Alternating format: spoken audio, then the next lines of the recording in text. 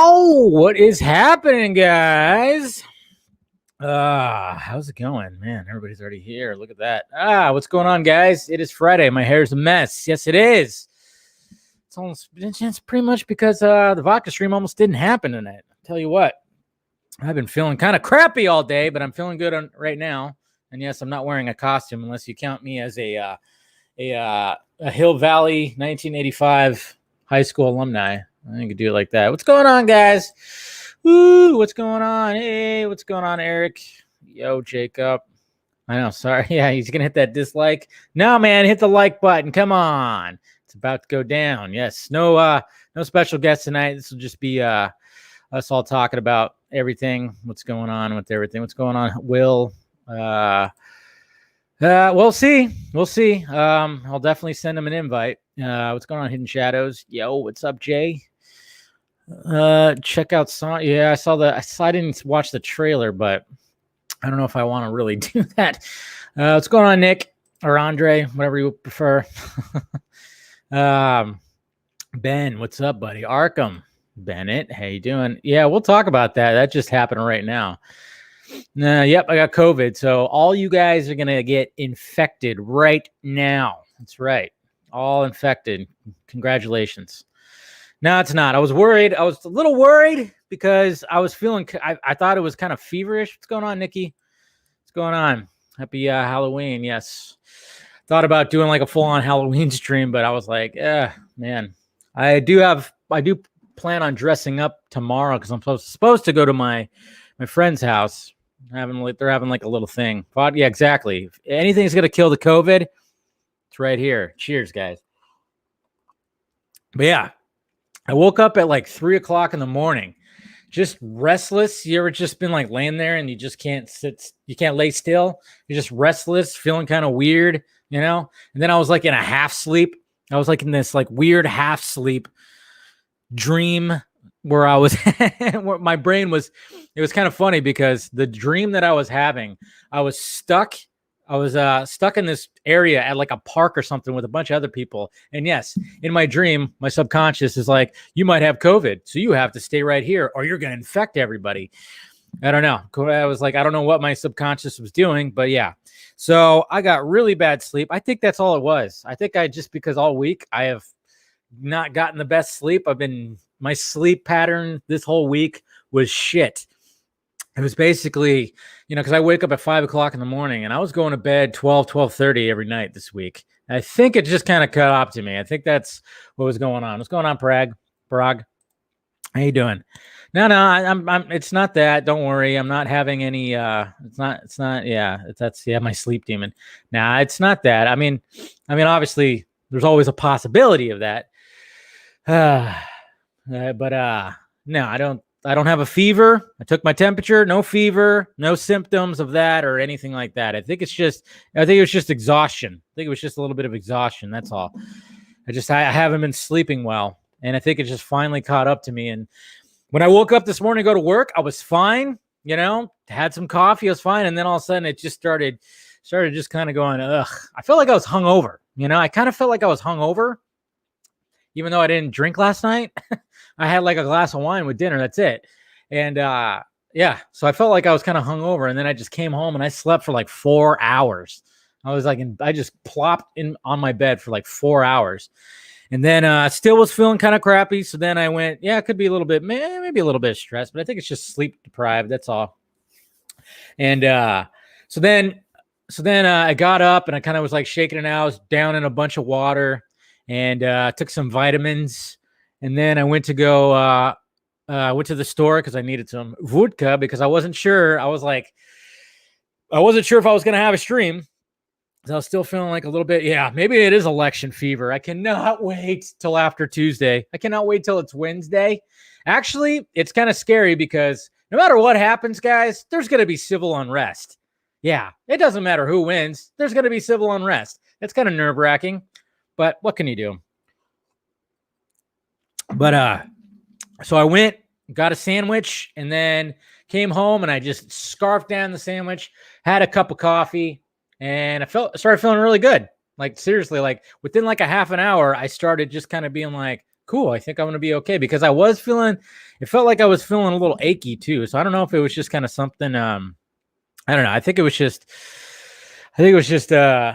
lack of sleep and stuff like that. But I'm feeling good right now. I caught that jungle fever. Is that what happened? I don't know, maybe, but I cannot wait. I cannot wait for the election stuff to be over. But no, guys, look at shit. Let's see.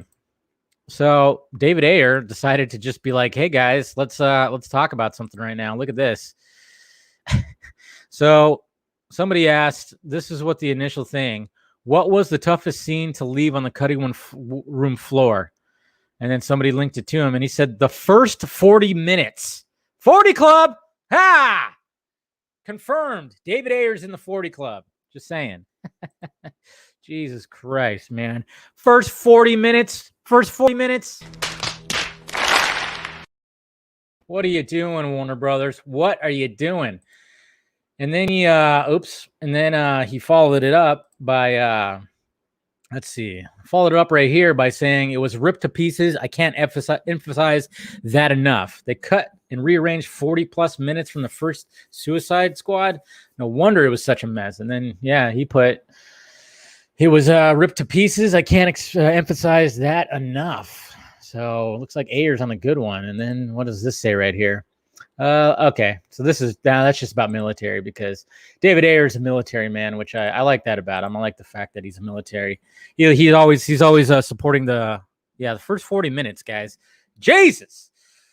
But I like the fact that Ayer is always in support of military and stuff like that.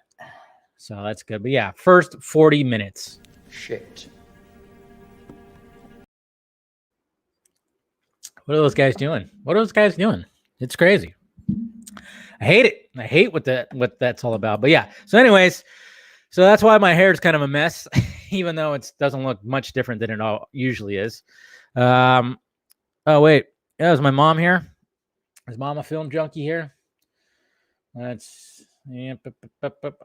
there she is. Hey, what's up? Everybody say hi to Mama Film Junkie. Hi, Mom. Hi, Mom. So she's here. Everybody say hi to her. But 40 minutes. Why is that? 40 is just that. It's just that number that just is all over the place, isn't it? I'm currently, okay. So I was watching the first Halloween earlier. It was on IFC, and then I changed it because I'm getting Showtime for free this weekend for some reason. So I put on, what did I put on? I forgot what I put on, but you ever seen a movie called Deuces Wild? The movie's horrible. It's I forgot. I haven't seen that movie since it came out. I remember seeing it in the movie theaters, but it's got like Stephen Dorff in it. It's got Matt Dillon. It's about fight like 1958 street gangs and shit like that. Man, I was watching that movie and I forgot how like bad that movie was. So yeah. So, and there's Nate. I'm gonna start calling you Nate Pinkman. Okay. Stephen Dorff. Yeah. I mean, it's not like I could see where that movie was trying to head, but it's just, I don't know if the director really knew what the hell he wanted to do with that movie. But then I changed it to sci-fi because I was like, all right, well, first off, we got no sports, no more playoff baseball that I could look off to the distance when I'm, of course, ignoring you guys. But so I put it on sci-fi because they had the new Halloween on, and it even said sci-fi Halloween. So I was like, cool, I'll have some like Halloween movie on, some kind of Halloween type movie on in the background. They're playing The Mask. The Mask. Why is The Mask on? Sci-Fi Channel? Why are you playing The Mask? It's not a Halloween movie. I mean, I guess because he wears a mask? Is that what's going on? It's not exactly a Halloween movie. I'm just saying. I like The Mask. Don't get me wrong. I mean, especially when I was a kid, I love this fucking movie. You just ask my mom. Ask her how much I love The Mask. How much did I love The Mask when I was growing up? How many times did I watch The Mask? I must have wore out that VHS big time. But and like I said, they should definitely do a remake and make it like the comic books. Are we getting the Ayer cut? Of course we're going to be getting the Ayer cut. One of these days, we definitely will. One of these days. What did Jody say about Garza? Jody said something about Garza. Check Jody's Twitter. Uh-oh. See, she knows how much I watch The Mask. Freaking love that. So now Jody is saying something stupid. What's going on here? What is going on? Oh, first off, guys, I saw this. Speaking of Halloween, you guys, I mean, this is talk about like parenting done right again. Look at this shit. So you got these Transformer costumes that legitimately these kids can change. Look at that. That's so badass. And then you got Optimus Prime right here. Look at that. That's so cool. Then Bumblebee. It's like, I mean, geez. So crafty. Love that. I mean, sometimes you see these videos, man, that just have with these parents, man, that just like have these awesome costumes. I swear to God. So what did Jody say? Do I dare look? I don't really want to. He said something about Garza or to Garza. Oh no, I don't see anything. I know he was like talking about the whole other. Oh yeah. Oh yeah. Congratulations, Garza. You are famous now. Look at that. He quote tweeted you. So now the Snyder cult mentality.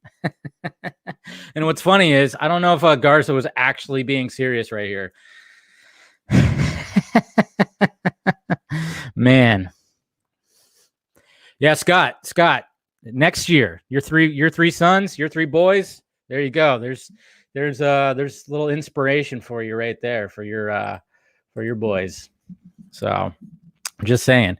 Only that my quote tweet of him had more interactions. Oh, you had a quote tweet of him? You retaliated? Let's see. I didn't even see it. I haven't really been paying attention to Twitter too much. I don't even know where it's at. Oh, there it is. So let's see where Garza. What did Garza say? He said, "Not this guy who got clowned by his own guest when it came to Zack Snyder's Justice League. Careful, I might have to do the same." Kissy, kissy. That's funny. Fucking Jody. What's going on, Jedi MILF?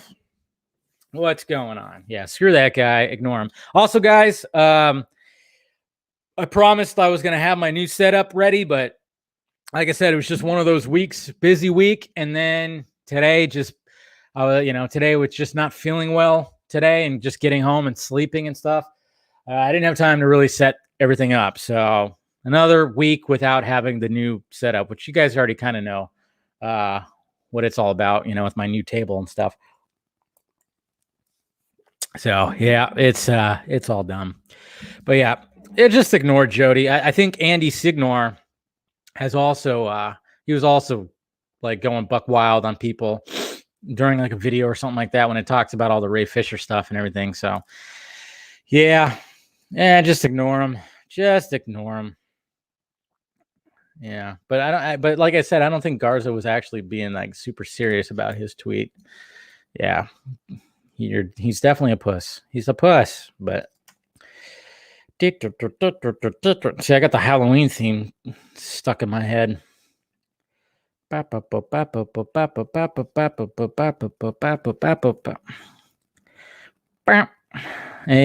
did you guys see the new Halloween Kills teaser trailer? Like, I guess it was kind of a teaser because it was short, but yeah, they showed it yesterday, and it's like, really, we're not gonna. When are we gonna get this movie? When are we gonna get this movie?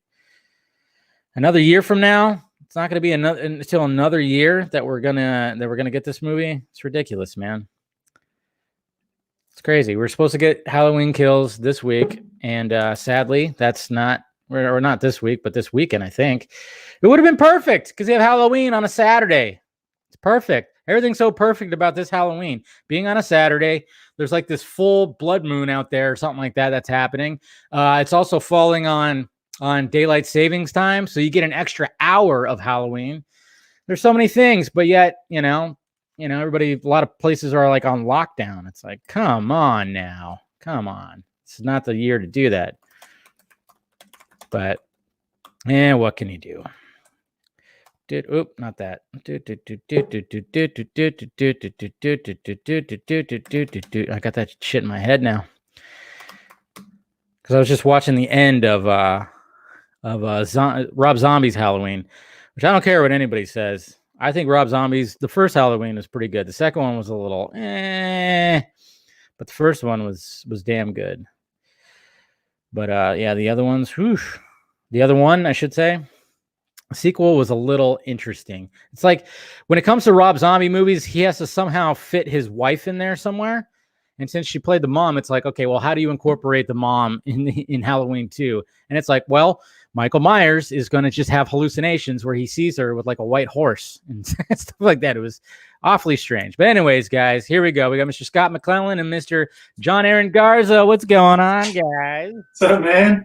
Hey, you definitely were exhausted. If you're waking up at 5, you should be going to bed at 9. Dude, I know. It was, I don't know what it was this week, because usually I'm pretty good at least going to bed between 10 and 11. And for some reason, I was just like past 12, past midnight, like all week this week. So I think it just caught up to me. And that's why I was just feeling like pure ass today. Just almost didn't happen. I was going to pass the reins off to you guys. You guys handled the stream, but yeah, I'm good now. Apparently, I'm the most articulate. That yeah, I'll take that. Somebody basically listed like all our little parts, and I'm like, I'm just a moderator. Come on. I would like to say that I'm like a conglomerate of all you guys in one, or something like that. You are the amalgamation, Dave. There it is. I'll just say this, dude. Listen, Halloween, and I'm not big in Halloween or anything like that. Me neither, actually. But like, you're right. Like, it fell on the fucking perfect weekend. Like Saturday night, you get an extra hour, and like, I'm sorry. I don't know if I want to knock on wood with this, and I know this is gonna sound crazy. I feel like I'm one of those that are immune to the virus, because here in Austin, it's starting to spike up again. Yeah. And I've been out a couple of times where there's a lot of people, and some of them are wearing masks, most of them are wearing masks, but they're not. Yeah.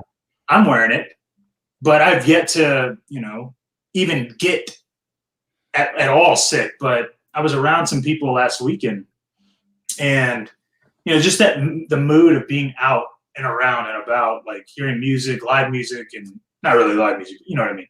Yeah. And being around beautiful women, it was just kind of like, man, like I fucking missed it so much. I was just like, God damn it, dude. I know, man. I'm trick-or-treating tomorrow night, so well, yeah. I mean, I feel like if you're doing it. I mean, I got Spider-Man and Ash from Pokemon that I've got to walk around the neighborhood and get bags of candy, and For a minute there, I thought you were gonna say Ash from Evil Dead. I'm like, yes. One day. Yeah, but not this day. Not when he says. Well, I was gonna say, the exotic professionals that I was with were all doing their professional stuff. So I mean, everybody was being safe and precautious, so it was cool. But this weekend should have been like all about enjoying, because I've worked downtown before during a Halloween night. It is fucking insane. Like I'm talking about, your bodies are like, you're walking in, and this is on 6th Street, which is our famous downtown hotspot. And dude, you're talking about, you barely can get in. Everybody's just fucking drunk off their ass, having a good time, dressed up in Halloween shit. And to not even experience something like that, which I'd be fucking really scared of if that was the case here. But I mean, it's like, God damn, dude, fucking 2020. I know, it's crazy. Yeah. I mean, I'm supposed to go to just like my friend just hit me up like, hey, I'm gonna have a little thing in my house, dress up, we'll have some fun. I'm like, fine, cool. I haven't quite figured out exactly. I have an idea of what I'm gonna do. I was like, I need to come up with something simple. It's funny too, because all my friends, they know, they just go as casual Batman, and I'm like, everybody says that it's too easy. I'm like, and plus, I don't want to be wearing that mask all night. I mean, it's a pain. Yeah, I was gonna say, you get hot, don't you? Dude, that thing does not breathe that well, man. I mean, and that's just the fucking mask. Imagine a full bodysuit, dude. Yeah, but I mean, well, obviously it's casual Batman, so it's just a t-shirt. Well, right. What I'm saying though is, imagine if you were to try to go in like a full bodysuit, you'd be like, not even. No way. No, so I have an idea of what I might do. I just got to I got to get the extra stuff, because I have already some of the stuff. So we'll see what happens. I'm not going to mention it just yet. We'll see what happens. It's nothing too clever, but so Scott, they're allowing trick-or-treating in your neck of the woods? Yeah, I mean, come on, we're Alabama. Yeah. Like It's the Alabama of the United States. You know what I mean? The South. I mean it, and also, I guess personally, you're outside. If you're wearing it, I mean, I am one of those people that's like, I am stuck in a school building for 8 to 9 hours a day. That is where you're gonna get it. If I was going to get it, because of all the recirculated air and the particles, I'm walking around outside, and you're fine. I'm gonna be fine, and we're gonna go from house to house. It's my in-laws' neighborhood because, damn, that's the best. It's the nice one. Yeah, it's the nice one. It's the one we go to everywhere. And my parents drive in, and we make it like a family party night. We make chili. My mom makes grilled cheese because I'm one of those guys that, like, I can't have chili and not have a grilled cheese sandwich. Like, you need the two of them together. Hand in hand. Yeah. Yeah. So it's gonna be fun, and like my 7-year-old had to have a Rona birthday. It's, I mean, really, my 4-year-old, the one who's going as Spider-Man, was the only one who got an actual birthday party because his birthday's in February. The rest of the entire family, we got Rona party. So it's like, no, you think I'm going to tell these kids that we can't go trick or treating? Not gonna happen. No, not gonna happen. That's good though. I mean, if you think about it, like say trick or treating didn't exist. And, you know, if they didn't want people in like, say we're like in a whole other world where trick-or-treating wasn't a thing, and they didn't want people to gather in like large groups, like shoulder to shoulder, basically trick-or-treating is the nice alternative. You're outside, everybody's distant, everybody's wearing a mask, take the precautions, you know, put some gloves on, have people like, hey, you want to, like, you know, have the bucket where not, I mean, I don't know, maybe have like the one person like actually hand out the candy. You don't have a bunch of hands going into the candy. Just have that person, you know, with the gloves on, you know, disperse the candy. You're golden. It's fine. It's fine. Well, and thankfully, like last Sunday, my church still had their trunk or treat, but they did it like a drive-through. So you literally just drove up and opened up the windows, and the people reached in and, you know, dropped the candy in their bags. So it's, you know, it's fine. Hey, all my kids cared about was, you know, the bag of candy they've been like living off of all week. The sugar high I'm going to have to deal with. It's insane.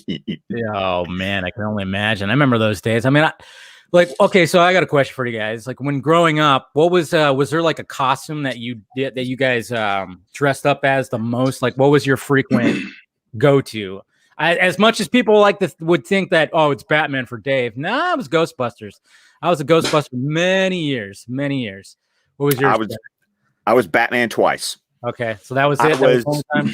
Well, because I actually made a point of like, I wanted to be something different every year because my mom made our costumes. Okay. Like in like June, July, it was like a family tradition that right before school started, we went to Hancock Fabrics. We went through the Butterick catalogs. We picked out our pattern, and then that gave my mom like 3 months to find the fabrics on sale and actually sew all of our Halloween costumes. That's pretty cool. Yeah, my mom, I think the first time I went as a Ghostbuster, she got really creative and made the costume. And then like another year, you know, there was actually the jumpsuit that they sold to kids that I just ended up wearing. What about you guys? Or was there like if there wasn't like a freaking one, was there one that was like your best costume that you did? I saw your picture of you as Rorschach that you posted. That was pretty cool.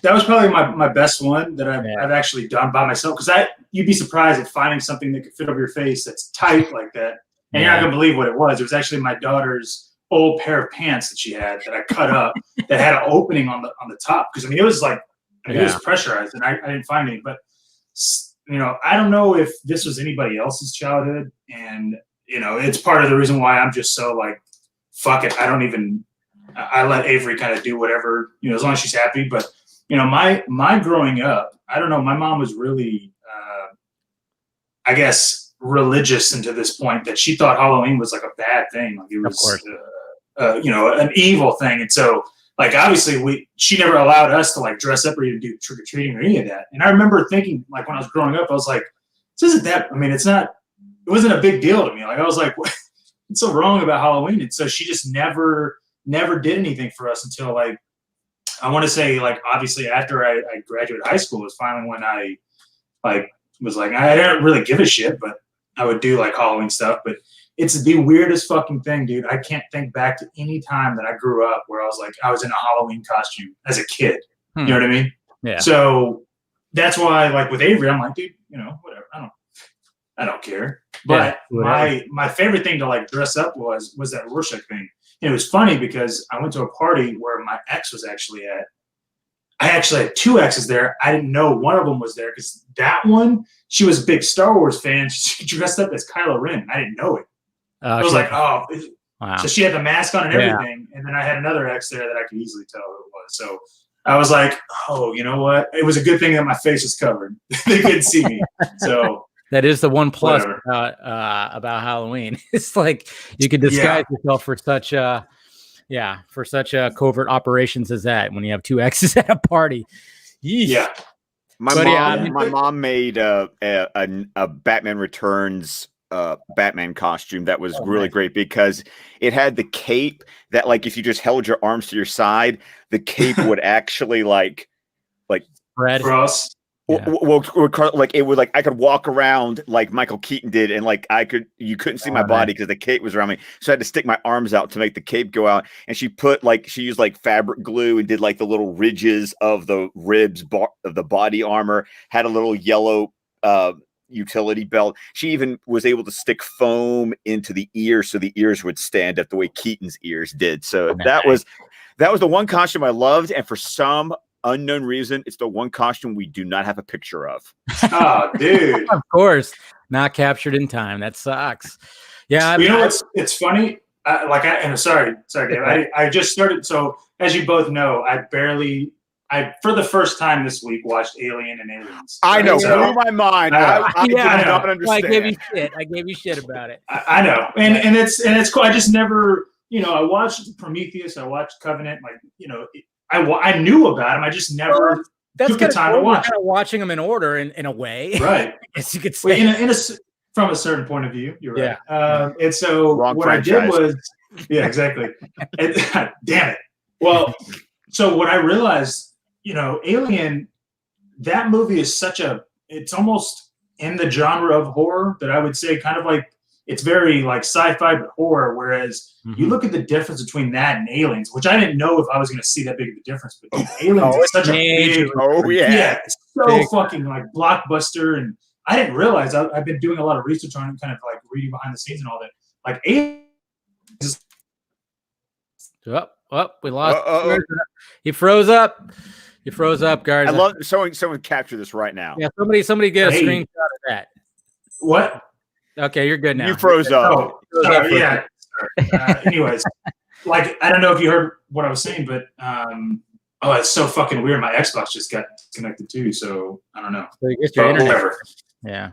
Yeah. Well, yeah. I actually just got a new modem and I had to switch it out, but whatever. Anyways, so the Aliens was the first time that kind of a movie got made for not for kids, but toys got made for kids. And I was like, that is so fucking weird. Like that was in '86. That was when I was born. So I was like, dude, they did not give a shit back then. They were like, dude. I had Terminator toys, Predator toys. I remember Darkman had toys. Darkman had toys. All the R-rated stuff had toys, man. RoboCop. I mean, it was all over the place. But yeah, I mean, it is great. That's what's so great about. I mean, if you even when you look at like Alien 3, it's like they were trying to do something different again. Did it really work out? No. David Fincher. Yeah, I mean, he disowns Alien 3. I don't know. You probably haven't seen Alien 3 yet. He does. I haven't seen it yet. Okay, definitely watch the director's cut of that. Yes. Because that is watchable. Mm-hmm. The regular one is dog shit. The director's cut, of course. Well, all the director's cut, I'm a fan of. I mean, when you were asking about that, and I know like Ridley Scott has mentioned the director's cut was just I didn't really care for that. But I'm like, there's like that, there's a couple little added little bonuses in there when she finds what's his name, Tom Everett, or what's his name in the movie? What's Tom? Wow, God, I'm totally like drawing a blank on the name. Where she finds what's his name, like nested up. Dallas, yes. Yeah. He's like Yes. up, like he's up against the wall, nested up, and she's just okay. He's just like, kill me. Like I like that. You know, that Scarrett. There it is, Tom Scarrett. You know, that was a deleted scene, and I'm like, I dug that scene because she found him and he was all cocooned up and everything. So I like that. But I mean, when it comes, did you watch the director's cut of Aliens? Oh, or the special edition? Yeah, special. Yeah. It's a lot of that was. Yeah, a lot of little cool stuff on there. But we got a couple more gentlemen, Mr. Chris Wong Swenson and Mr. David Colbert. What's up, guys? Hey. Welcome. We're Garza finally saw Alien and Aliens, so we're finally. Wow. I was just saying, when Garza's like acting up and he's talking about how the Xbox or something's going off, I was like, yeah, this is like a Halloween episode, right? Are you guys punking? No. Hey, by the way, and he's going to be pulled out on HBO Max. I discovered this thanks to Ryan Haas on Twitter, but the Batman versus Dracula has a widescreen HD transfer on HBO Max. And if you've never seen that animated movie, that is like a legit creepy Halloween animated movie. I watched it like 2 years ago for the first time in I think a while, and I was like, okay, this is like it's creepy. I'll check it out tomorrow, man. Definitely do that. What's up? Let's keep it with the Halloween stuff. When it came to being a kid, what was your? I mean, I guess you could. I was asking what your frequent costume maybe would have been, but what was your favorite costume, Chris? Like that you dressed up as? I was a ninja, and which is not an actual suit. It was just a T-shirt and a black T-shirt folded over with a black sweater and a black pants, and I was good to go. There you go. Hey, you got to be creative. I mean, one time I just went as a baseball player because we had all the stuff. I played Little League. I was like, we should have went further, and I should have been like a zombie baseball player, but we weren't that creative. What about you, Steven? I don't know. I don't think I had a frequent one, and I never did anything super crazy. Yeah. But I do the one that I always remember the most. Let's see, did I do anything cool? I don't think I ever had anything that was like a good costume. But the one that I remember was like the first year that like me and my friends were planning on like going out on, like we had a trek mapped out, and we were probably like 14 or something like that, where it was like one of the first years where it was like, yeah, we're doing this unsupervised and we're gonna pick up chicks and like all that stuff. And I don't know why, but I was obsessed with these like bad teeth that I saw in like a vending machine, like one of those like 25-cent machines on the way out of the grocery store. And like I thought that was like the greatest costume ever, because I was like, it's awesome. You can be like a hobo, and literally all you need is like jeans with holes in them, and your bag of candy is just over your pillowcase over your shoulder, and it will be awesome. And it's like the most boring generic thing ever, but I was so like got everyone to wear the same, like I bought the teeth for everyone. I was like, I got it. This is the only thing you need. Then just wear like bad clothes. And we got in a fight. And my friend sprayed silly string at someone, and then they thought that they were going to be tough and like chase him down. But they threw their balance off, and they leaned forward, and he brought like a 5-pound bag of candy on their head, and they hit their chin on the ground, and we ran. And jeez. And then that was that. That's that. Yeah. I remember. Oh yeah, there's a couple times where like went TPing, after all was said and done. It's like, okay, we're done with the whole trick-or-treating part, and then let's do that whole thing. But did you guys ever do any of that, TPing, egging, or something like that? Or I grew up. My parents' house is in the middle of the woods, yeah. So I didn't have a neighbor. I didn't have a neighborhood to trick or treat in. So my trick or treating was going to the fall festival at the church, and then our downtown, like all the businesses would have like a trick or treat thing. So I never did anything. I did, however, live off the stories of my dad telling me how he would seek revenge against people who would do stuff to their house, and how my grandfather assisted them in the proper ways of how to TP and egg someone's house. So I've heard stories of how to do it. I've also heard the proper ways of how you clean up, how you do and do not clean up the mess when someone does it to you. Because the trick is with TPing, just light a match. It burns so fast Oh, you got to be careful though. If it's in a tree. Yeah, do that in California. Yeah. California. Geez. We have humidity. We're good. Yeah, so you're good. Yeah. No, but like, and then another thing too is like, if you're gonna get some eggs, make sure they're not rotten. Make sure they haven't been sitting out. Because there was one time, it wasn't during Halloween, but friends and I decided to go on an egging rampage. We went to like Circle K, I think it was, got a carton of eggs, and they, I guess, were expired. And it was funny because we were in the back of a truck. One of my friends had like 3 or 4 eggs. My buddy who was driving decides to hit the brakes. He falls forward. All the eggs break on him. And I mean, it was hilarious, but it stunk so bad. We didn't realize that they were like rotten fucking eggs. It was a pretty funny story. But all right, well, we got Ben Everett going up, and then hey guys, what's going on? There's Garza. All right. Oh, now we got the guy. boys here. What's going on? No, but you know what? My most I would say my most creative costume that I did. It was a few years ago. I went as Goat Boy. Do you remember when Jim Brewer on Saturday Night Live was Goat Boy? He had a character called Goat Boy. Nobody. All right, yeah, but I dressed up as. I'll have to Google that. Yeah, I remember. It was pretty funny. Like horrible sketch. Yeah, it was funny though because he ought to go, when he'd be talking. Oh, yeah, I see it now. I had the T-shirt that I found at like a Hot Topic or something. I'm like, you know what? I'm gonna go with Goat Boy. So I had the blazer, and then I took like this wig that I had, cut holes in it, put horns through it.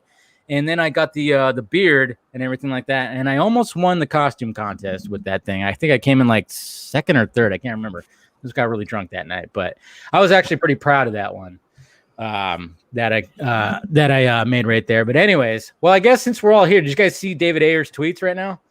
No. Some of us. Yeah. He's kind of going off. He's going off right now. I think he's on a good one right now. He's basically just talking about, people were asking him about certain things about what the pretty much what the hell what was that? What was that? A spider fell on my arm. Oh, there you go. It really is. It is a Halloween episode. It is a Halloween episode. Wow. That's probably not big by some of you guys' standards, but we don't get like. Anyway, continue. So they asked him about the toughest scene that he had to leave on the cutting room floor, and he said the first 40 minutes. Damn. Ouch. Which you can believe if you've read the novelization, you can see where there's 40 minutes that are not in that movie. My cut was all score, no source. Yeah, we already heard about that because they were trying to really inject some Guardians of the Galaxy into it. Yeah. Which you know what? I'm sure like there's some in there, but I'm sure he had like a pretty good score in there.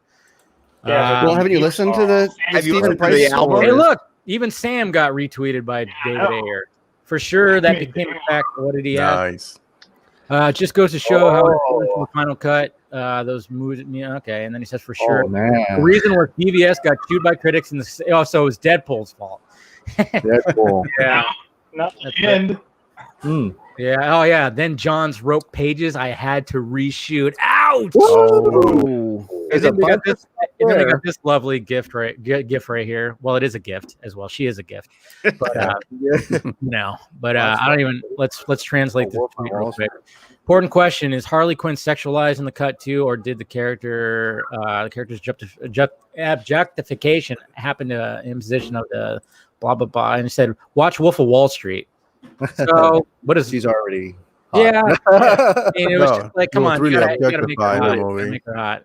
That's a pretty cool gift. But anyway, so yeah, David Ayer's going off a little bit right now. I mean,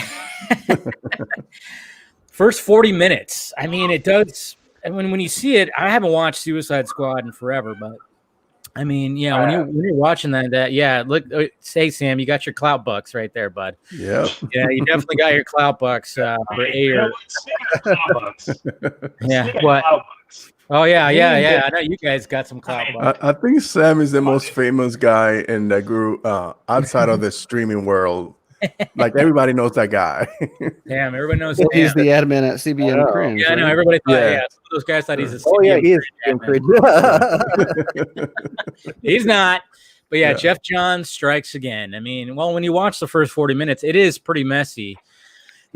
there's some good stuff. I like how they introduce some of the characters, but yeah, it is all over the place, and I'm curious to see like how it does actually play out. It's also really loud. It's loud. It's really loud, and I still remember that because you can go back and listen to our review on DC Film Squadcast, and that was like, I know I had to get the first one in, but that was my biggest takeaway when I first saw the movie. Was I was like, and I saw it in IMAX, so it was just like, I felt like I was like gripping the seat, going, "I'm being assaulted." Yeah, and it was just like, okay, transition to the next scene, put a new, let's put Eminem on the scene right now. The needle drops were so heavy-handed. Like I loved the album, but it was just every time they went to play the song in the movie, it was just like, we're playing Eminem now, and it's like, okay, okay. Yeah, it was just a little too much. But when it comes to the haircut, somebody even asked, like, are we getting a haircut? Yeah, of course we're going to end up getting the haircut. Question is when. I mean, I know. Well, according to you and I reported. According to the show. Shut up! I broke. I don't know what you're talking about. What you talking about, man? I'm just saying. What? I took your little clues and I used them against you, man. That's what I fucking did. I went, you know what? I'm not gonna allow this guy to sit there and talk to us and like we're fucking adopted children. What? You haven't fixed your mic yet? What? I can't hear you. Your mic. Yeah, you haven't fixed your mic. What do you call those children? No, but really, there was some fuzziness that was coming through right there. Yeah, you did actually have some static. Oh, you're doing it through the Bluetooth. Oh, you're doing it through the Bluetooth now? Okay. Yeah. So I got something coming in tomorrow, but whatever. Fuck it. Good. So get one of these. Get one of these. It's really good. Like a ball. But can you hear me fine? A little bit? Whatever? Yeah, you're good. Yeah. So how did you like my breaking news about everything? About the haircut dropping on Christmas. All I said was let's ask Santa Claus. That's all. That's all I said. No, you said it twice. Oh, I did say it twice. Yeah, I know. Nothing As wrong soon as you with said saying it it twice, I twice. was like, no, I'm taking it. I'm fucking taking it. And I'm breaking it on our ship. No, see, Dave, I told you he'd take the bait. Of course. Yeah. That's what I did. I baited him. I totally fucking baited him. 100%. Fucking hard fact. Yeah. Guess what, Chris? and I reported on it. So hey, look, it's just a trail that what? Dance, If Chris is puppets, wrong, dance. if I'm wrong, I can go. Well, fucking Dave said it. I mean, I don't know. I was just taking it from Dave. So. Well, I don't know. I don't know. I don't know how much.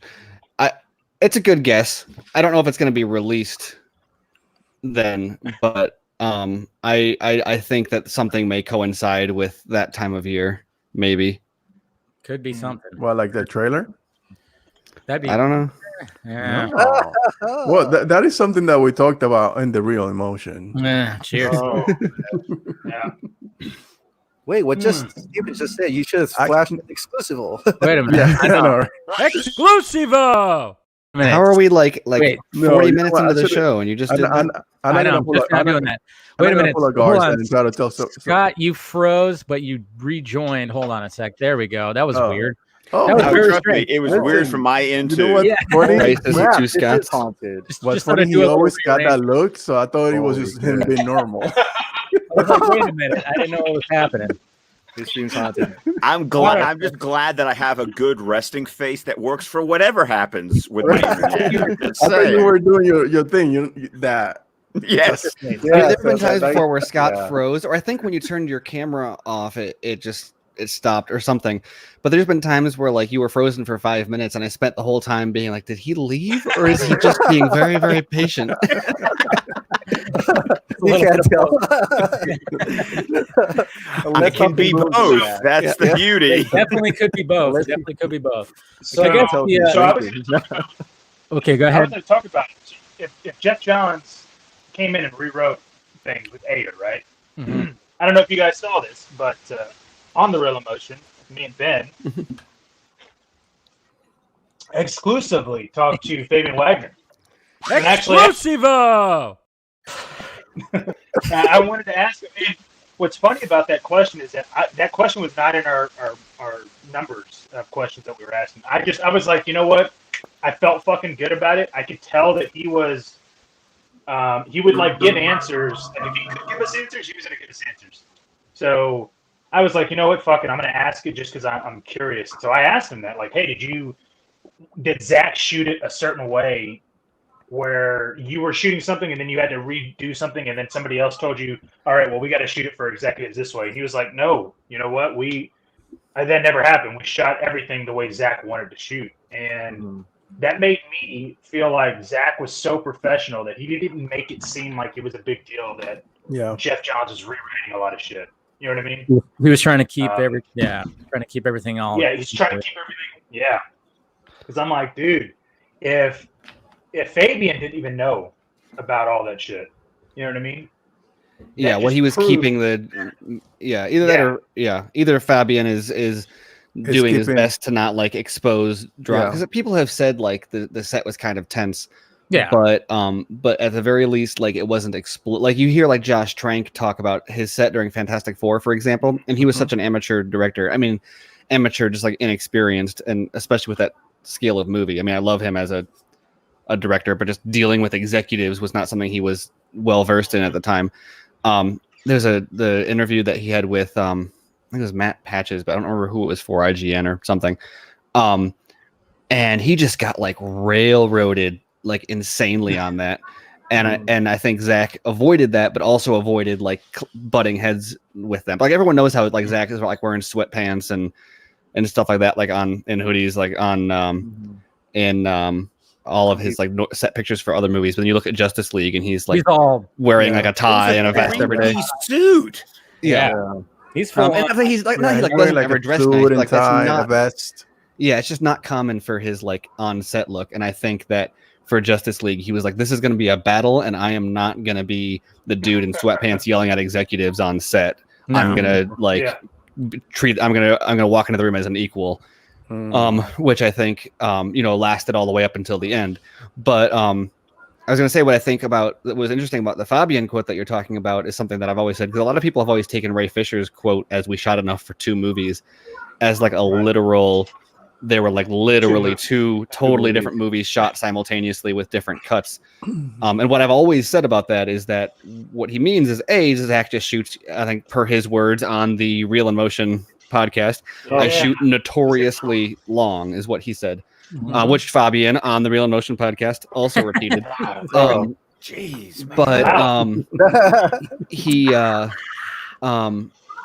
But in addition to that, it's not like they were working from like they had a like dueling scripts on set and Zach was like secretly shooting his. It's just that in these situations, what happened is they'll shoot a scene and then Johns, who is clearly the one that does the rewrites, because we know his famous quote of like, if something's not working, I'll just rewrite it because I'm that good or whatever. Like, because he thinks he's just everything he writes is magic and he can just fix it with a rewrite, which is such a like anyway.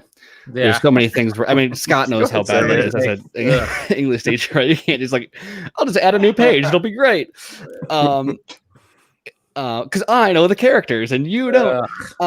But I know it is.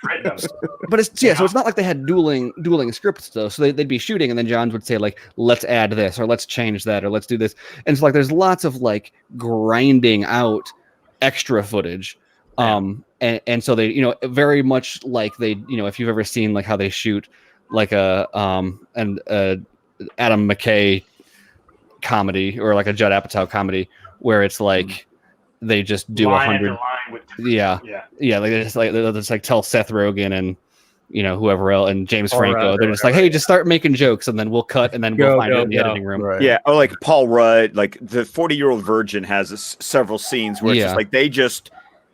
It was literally just go. Well, you see it especially with insults, like the Seth Rogen in 40-Year-Old Virgin. There's the "You Know How I Know You're Gay." There's like a 20-minute scene from where they're playing video games. Yeah, they're playing Tekken. That's exactly what I was thinking. Coldplay. Yeah. You know how I know you're. Yeah, you like Coldplay. Shorts. Yeah. And so like I don't want to say literally, but like, I think the best one was like Paul Rudd was like, I know you're gay. You like my dick in your ass. And then like Rogan was like, you know how I know you're gay? You like your dick in my ass or something like that. And it was just like stuff like that. It was so beautiful. So beautiful. But I don't want to say it was literally like that, but also it was kind of, I think, literally like that. Where just you've got him being like, oh, hey, Ben, how about you say, can't you like send out a signal in the waters in the deeps, and you do talk to fish, right? But say it in a jokey manner, like you can't say it like a serious, you know what I mean? Like just say it like it's a quip, Yeah, exactly. Yeah, just do that. It'll be genius. Yeah. Or like even when people started breaking down the editing early on, there was little things that Whedon added. Like we had the Snyder footage of, like, which I guess has been purportedly is not like the I hear you talk to fish is a John's edition, not a Snyder line. But even in it, on top of that, in the actual movie, then they also add in that little can you tell me the way to Atlantis or whatever is like another. Yeah. And so anyway, so the point is there's just like a ton of just like little tiny like alterations and quips and additions and which Snyder doesn't do. Snyder shoots notoriously long and then cuts down from that. And it looks like the approach that they took here is like, let's try this, let's try that, and then cut it all together, which is not only does that not work like story-wise, but also the editing style is different because you don't have these long takes that Snyder uses. Well, it's also like any good writer would tell you is when you're doing the first go, just put everything down on the page and whittle it down, because it's easier to cut than it is to add, to augment and add on. It's better to get all of your ideas down and then chip away at it as you figure out what it is that you actually shoot all your bullets. Right. Yeah. That must be difficult though. Like when it comes to like comedies, like with Jim Carrey or something like that. When you see like the outtakes, like for like Liar Liar, it's like, or anything, where there's a bunch of ad lib or Will Ferrell, Anchorman, all that stuff. It must be so fucking difficult to be like, which one do we use? They're all gold. All of it's gold, and you can't literally use all of them. No, you can't. I mean, that must be so difficult. And then when you're so used to like how the movie plays out, you're like, oh, I know this line. Then you see the alternative lines. You're like, well, maybe that one was actually better. It's like, but then maybe it didn't fit with the context of the scene. I don't know. It's like if you see when like someone like a comedian is testing material, like if you watch like someone like Jerry Seinfeld and you catch some of his performances taped, you can see multiple iterations of the same performance and they're identical because he's got his jokes down. Yeah, like, he's all on the legal pads where he's got it all like planned and they make it look like it's off the cuff and like he's just kind of coming up with stuff on the spot, but it is like rehearsed and memorized and precise like to a T. But then if you catch any recording of like a lot of times they try to avoid this now and have people turn on their phones and stuff, but if you catch him like rehearsing his act at like a small bar or something, you'll see the same jokes but they're just longer pause there, a different line there or whatever. And so it's basically the same process on film. They're just recording the whole thing and then editing it instead of doing it as a performance. Well, and that's why something like a TV show like The Marvelous Ms. Maisel, that's what I love is like watching, having a drama based around the idea of how does a stand-up comedian perfect everything, their act, sharpen everything. Yeah. So you always hear about that too. Yeah, it was called Joker. Did you not see it? Joker, same way. He's trying to perfect it. Oh yeah. I mean, there's been many times where like, I've, I'll watch like a comedy special from, somebody that I like, whether it's like a Tom Segura or like Joe Rogan or anything like that. But then I've seen them at the, clubs over here and you hear the same jokes, but the beats are a little different. There might be a different line somewhere else like that wasn't in the special, or like he paused longer here, or and they talk about it all the time in their podcast, how it's like you have to workshop all that over and over and over again, and just to find the right kind of the way it works and everything. I mean, that must be what sucks about being a comedian now during this whole pandemic thing. It's like they can't go to these clubs anymore to workshop their stuff. And I mean, and it's literally what Broadway plays and musicals do all the time. Out of town, King.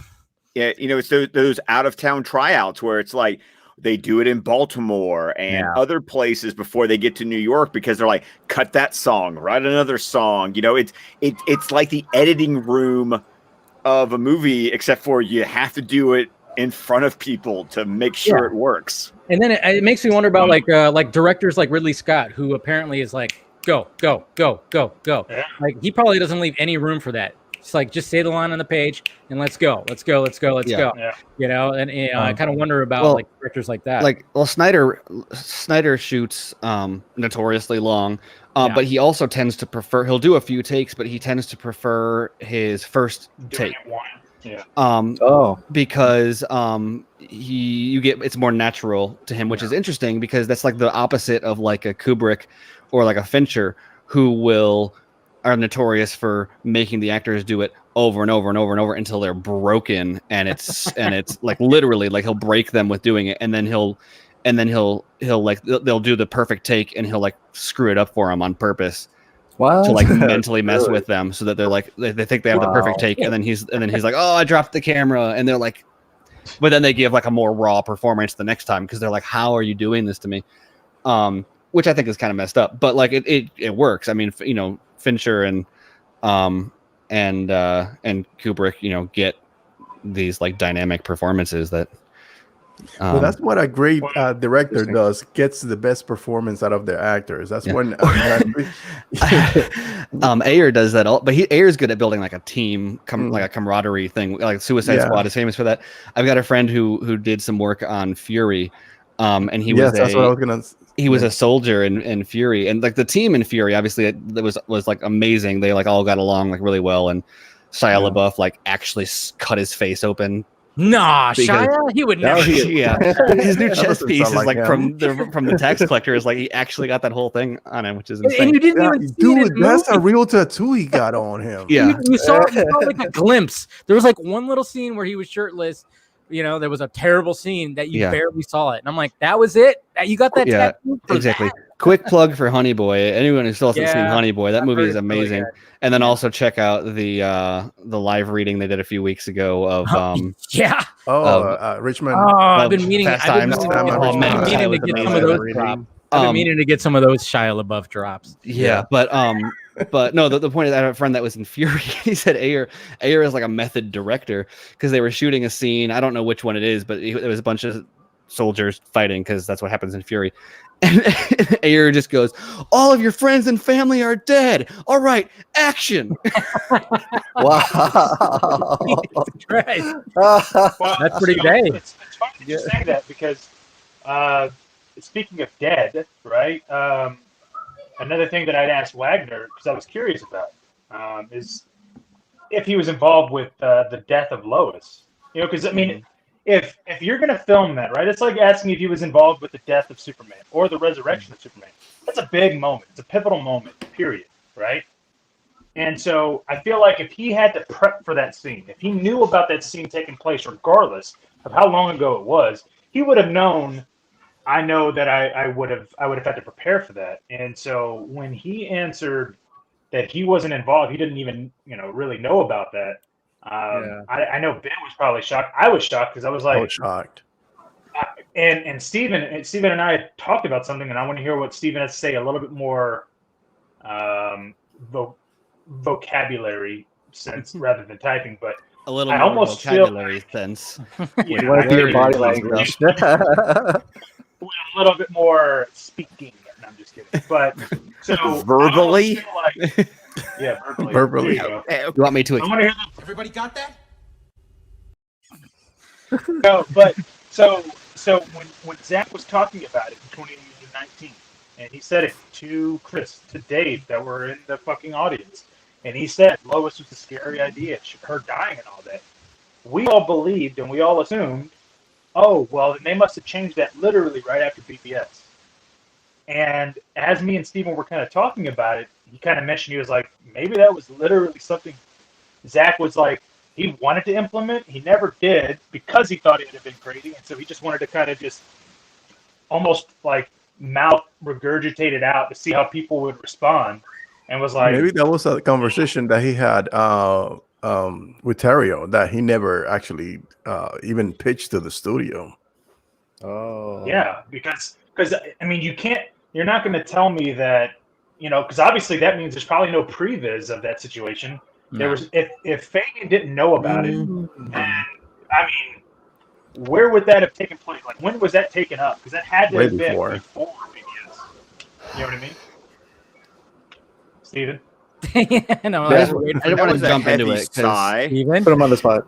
it's so complicated because it's people with situations like this. People take the initial news as wrote without context, and then you go like a few years, and like we don't know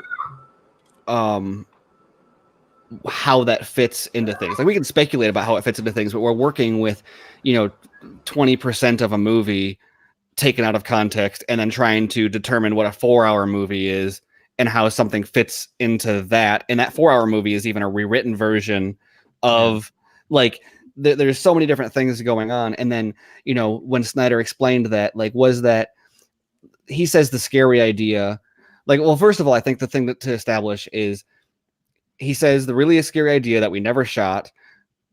And then he, et cetera, et cetera, et cetera. And then he says the hard idea. And then he tells the Lois story.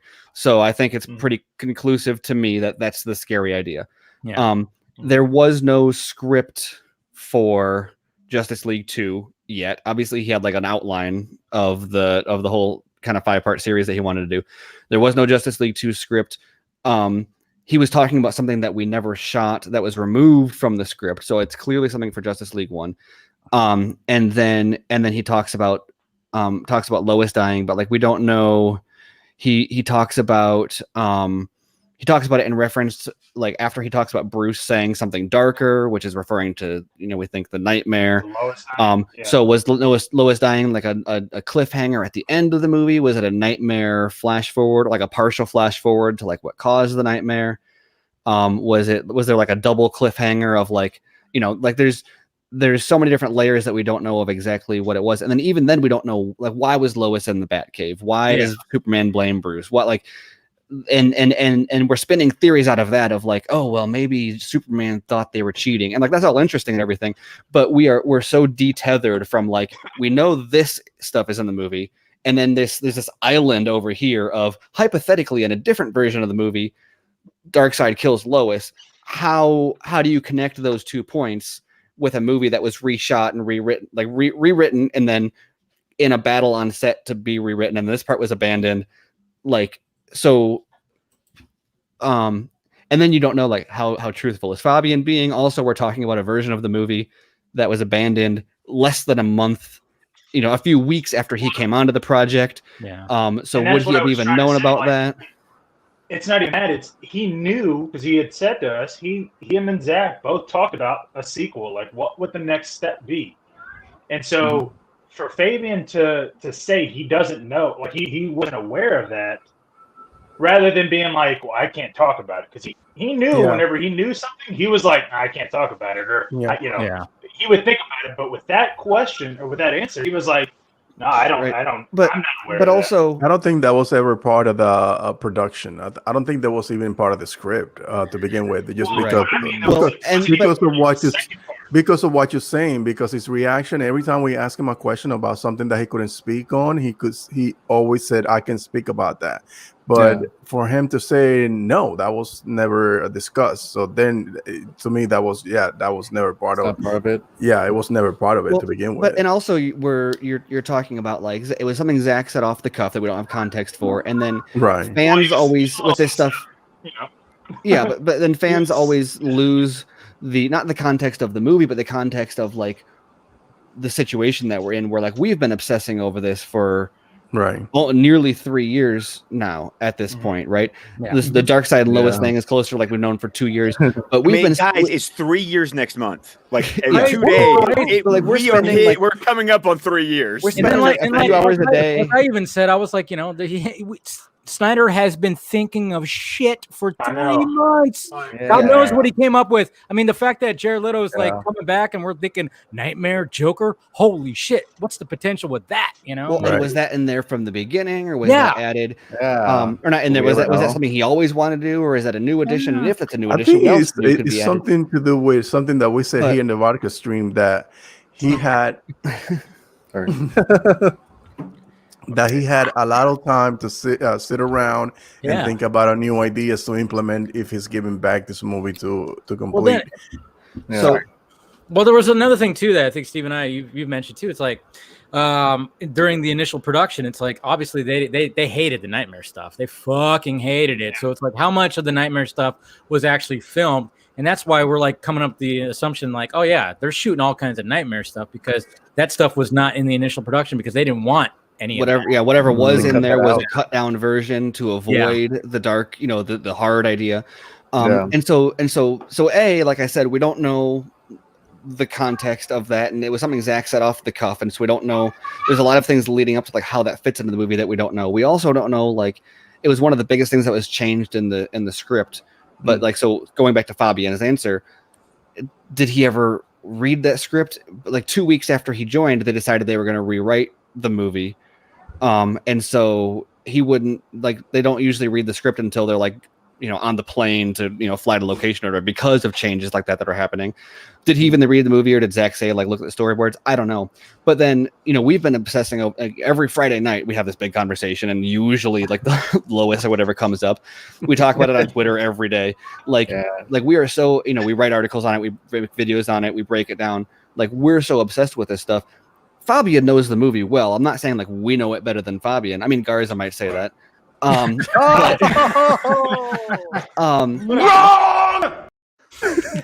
Bird! But you know what? He even said no hard feelings. I was right. Yeah, I'm teasing you. But the point is, like, he's done multiple movies since then. And hasn't been working on it or thinking about it as much as we have. And that was a part of the movie that he never even worked on. Yeah. And so that's not something he has reason to obsess over as much as we do. And like, we're assuming, like, does he have a photographic memory? He worked on many different iterations of the movie. They changed so much on set. And so whenever this stuff happens, people are like, oh no, Fabian said this and he worked on the movie there. And that's how, like, for example, that 10% became, Dave, where's your hard fact? Fucking hard fact. Yeah, he said 10%, and all of a sudden everyone was like, no, it's 10%. Fabian said 10%. Fucking hard fact.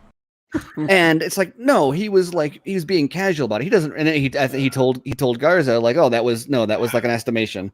Fucking hard fact. But there were fans, and I got in trouble for it, like with guys often, because I would be like, oh no, I think he was being figurative, and they were like, he wouldn't say 10% is a specific number. He wouldn't say that if he didn't mean it. It's like it's not like he sat down with a calculator. Okay, I want to go back to the quote. There's lies, damn lies, and statistics. Yeah, yeah, good one. But I like that. It's not like you went in at the time you were watching it going, oh, well, there's another percentage point. Now it's crossed over. He was like, yeah, exactly. I was like, well, and is he talking about like versus how much they shot? Is he talking about compared to 14? Is he talking about compared to, like, we have no context for that. And on top of that, he's being flippant and imprecise, just like for effect, and making estimations.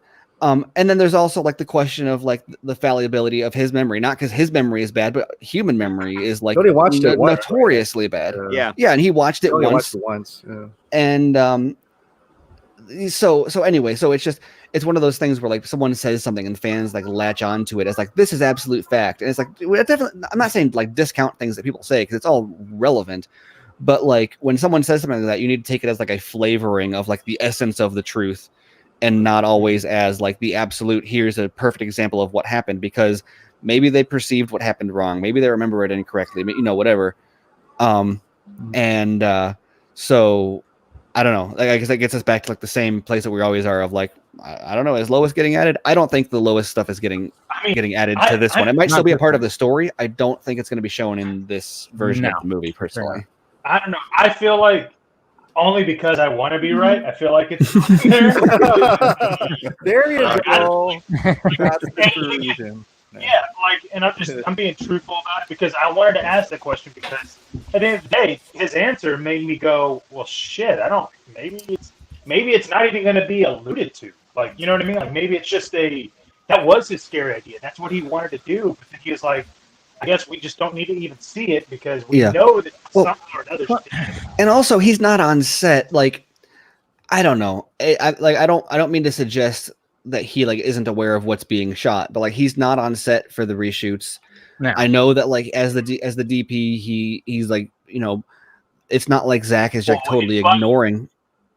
Well, I get that. And I get that he's on set with them, but Ben asked him. He said, and I quote, Ben was like, "Oh, okay. Well, did he talk to you about the additional photography?" And he was like, "Well, yeah, we spoke."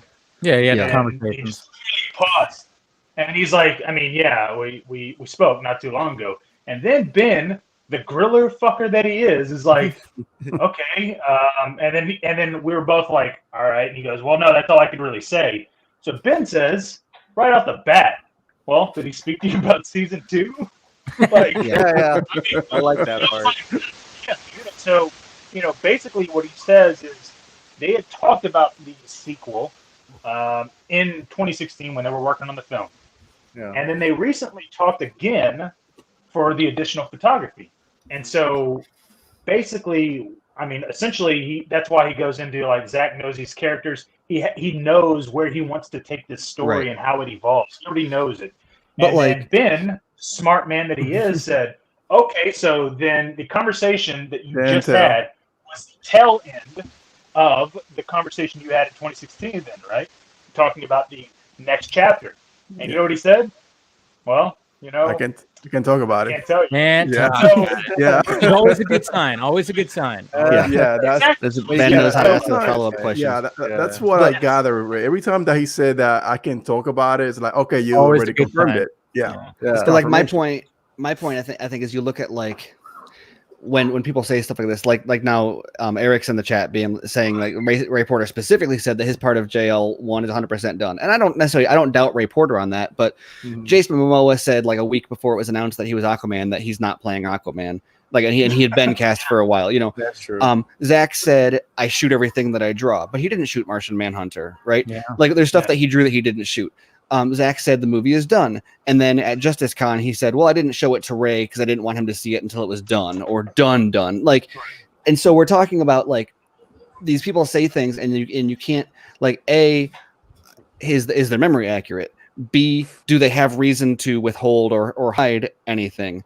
C, like, does the situation change? Like maybe Ray said like, oh, I filmed everything I needed to say, and then the next day Zach called him up and was like, hey, do you want to do something? And Ray's not going to go to Twitter and be like, guess what? Like, so you've got there's so much fluidity in here, and I think that for the sake of like making hypotheses and theories and stuff to trace this down, you need to kind of nail down a theory of here's what that meant and here's how certain we can be of it. But you can't then like you have to then be able to detach from that theory and take a step back and say, is that the only interpretation? And I think that with a lot of this, what we're seeing is like it's a lot more vague and broader of what the outcome could be than maybe what we would assume, even based on specific things people have said. Zach has more than 10% in the movie. He didn't shoot everything he drew. It wasn't 100% done. Jason Momoa is Aquaman. Like, there's a like so. This is why you're anti-Snyder, Steven. Chris. Yeah, so anti-Snyder. Part-timer. What Fabian had to say. I'm curious to hear what Chris had to say about it. I can confirmado that he is withholding information. Like I said, it's kind of like Zach when something is not right, he just says no. And if something is right, he won't say what it is, or he says, I can't tell you. Talk about it. Or like Zach all the time will use an emoji. And it's like, well, what does that mean? Does that mean he likes the idea? Does that mean you're warm? Does that mean you're spot on? And those all need to be like a wink. There's so many different ways that can be taken, and this emoji always tell me like, yes, it is happening, but I can speak about it. That's exactly what I gather. Or like you get the same thing with like Zach likes. Zach liked a picture of Sam Benjamin, therefore it's a fact that he's a Green Lantern. It's like, well, no. Fucking hard fact. I posted things that were jokes or that like I knew was not factual, or he has said is not factual, and he liked it. Like he likes all sorts of stuff, and that doesn't mean that the like means nothing. True. But people need to back off on these like absolutes of like, oh no, this is determined because they said exactly that, and there's no way it's going to be different than what they said. Which is always so funny to me when you think about the character arc that Batman goes through in BVS. When we talk about these diamond absolutes, it's like, have we paid attention to the moral of the movie? Seriously, listen to the scene there. Yeah. Well, like when Zach says it's done, or like when he says I shoot what I draw. It's a directionally accurate statement, and it's a rhetorically useful thing. He shot most of what he drew. The point was he was answering like, yes, I shot the dark side stuff. Yes, I shot this other stuff. No, I didn't shoot the the Martian Manhunter stuff, but like that's not rhetorically valuable. That's not rhetorically valuable to be like, well, I didn't shoot everything, because then it's like, well, he says he didn't shoot everything. It's like, well, no. The point is, it's there. It just needs some work. But like what he's saying is like there is enough done to merit finishing. Like the bulk of it is done, and I think that he even said that when someone was like, "Is the VFX all done?" He's like, "I don't see why it matters. Like everything is shot and it's like significantly done. The amount of work that it would take to finish it is not significant." And like that's what we always said about like the 40 million. I know people think that was some sort of insurmountable number, but like my point was always like, no, this is worth spending money on. They're getting a $300 million project that people haven't seen. It's brand new. It's almost entirely brand new, featuring some of the biggest actors in the world. And what they're spending $70 million on it, dollars on it now. So clearly it's like 40 million wasn't that big of a hurdle. But like for Zach, for like messaging purposes or whatever, he getting caught up in that minutia loses the message. As someone who's like reporting on it, I can't like ignore that kind of minutia, but for like the statement that Zach is making, what he's saying is like, yes, it's there. Let's do it. It's the art of persuasion. It's if you want to construct an argument, do you talk about everything? No. You hit the high points that make your argument the strongest possible. You maybe mention one or two counterclaims to make it seem like you're trying to address the other side, but you want to sell what you're selling. What you're selling. And you sell it in the most quote truth, like you don't lie, but that also doesn't mean you have to be 100%. Yeah, you don't have to be. You don't have to. That's the beautiful thing, and that's why I was saying, like with what Wagner was saying.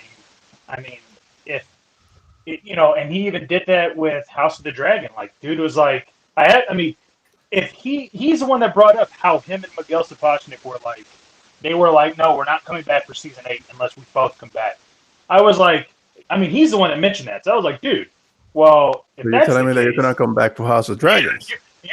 You're basically telling me that Miguel Sapochnik and you have already talked about House of Dragons and coming back. Yeah. What did he say again? He was coy. We spoke. But so I was like, dude. So that was the first time that he realized the questions that we were going to ask him. And we had told him before we even started. I was like, look, if you can't answer the question, or you don't feel comfortable answering, it's not going to be a problem. Well, even if you get us, we told him like if you slipped up, you let us know and we cut it out. It was fine. And what I realized watching it again is that dude was joking almost more than we fucking were. Like I couldn't believe, like he was the one throwing jabs at his own stuff and like making these little quips about certain things, and I was like, dude, this guy was like. Almost like having a good time just talking to me and him, and I was shocked because I was like, "Wow, somebody's actually having a good time watching us." You caught me, Jose. I told Zach, I was like, "Hey, tell everybody it's done. Tell them it'll be good. But no, let's be honest though. Saying it was done in 2019, was that just not the shot in the arm that this whole thing needed at the time. And let's be honest, a lot of times we feel like, oh, this is not going to happen. Well, how many of us here felt like, oh, this is not going to happen anytime soon? Yeah. Well, but not anytime soon. I'm here. Yeah, but what was lost in that issue with us, like when we would point out, like, oh well, this still needs to be done, or like it's not like done. What was like lost in that argument or that whole issue is the fact that like done is not like people would be like, oh, you're saying he's a liar, and it's like, no, like done, I would describe it as done. I did in multiple pieces. He had a start and end, like he did. Like, well, exactly. But once again, when we're talking about like rhetoric here, to say something is done doesn't necessarily mean like, oh yeah, no, it's sitting on a shelf in a vault, ready to to there project. Is subjectiveness and relativeness to the word. You can interpret that in many different ways, and someone who is trying to make a rhetorical point knows what they can say, that it can be honest but can be interpreted in useful ways. Well, him saying it's done, his job is get all the principal photography done.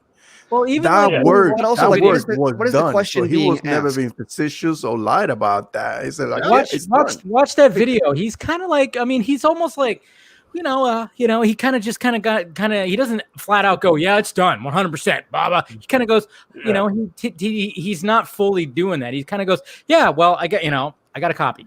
Right, yeah. It's like, he doesn't full on. You can almost see the hesitation in it, but it's like he's not going to tell his fans, "Oh no, it's fucking this, that, or this." No. Here's the Blu-ray. I got it right behind. You want a copy?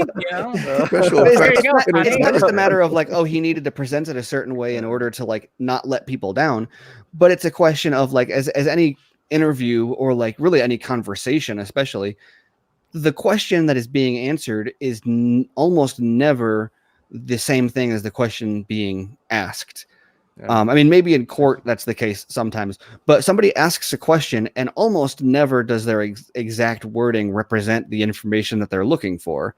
And then the answer provided is almost always the answer that the person assumes the asker is looking for, right? Yeah. So like when Zach is asked, like what's the status of your movie? The fan doesn't care about like, well, you see, we've got 3 days of ADR left, and we've got 10 million CGI, and we got to mix the soundtrack, and that needs to sound it like they don't care about that. That doesn't mean anything. Like fans don't know that, they don't get that stuff, and like the amount of work there is relatively negligible. But like for example, with the $40 million thing, people were like, "Oh no, that's impossible." It's like, no, it's not impossible, but Zach knew that the question being asked is it realistic for us to want this? Yeah. And him saying it's done is him saying, yes, it is realistic for you to want this. Which is possible. Crazier to think about, because even then, at that point in time, he knew that 214 wasn't his true vision.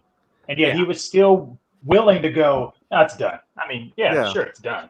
I mean, is that the cut? Because what would have happened if he would have been like, well, it's done, but it's not the version that I want?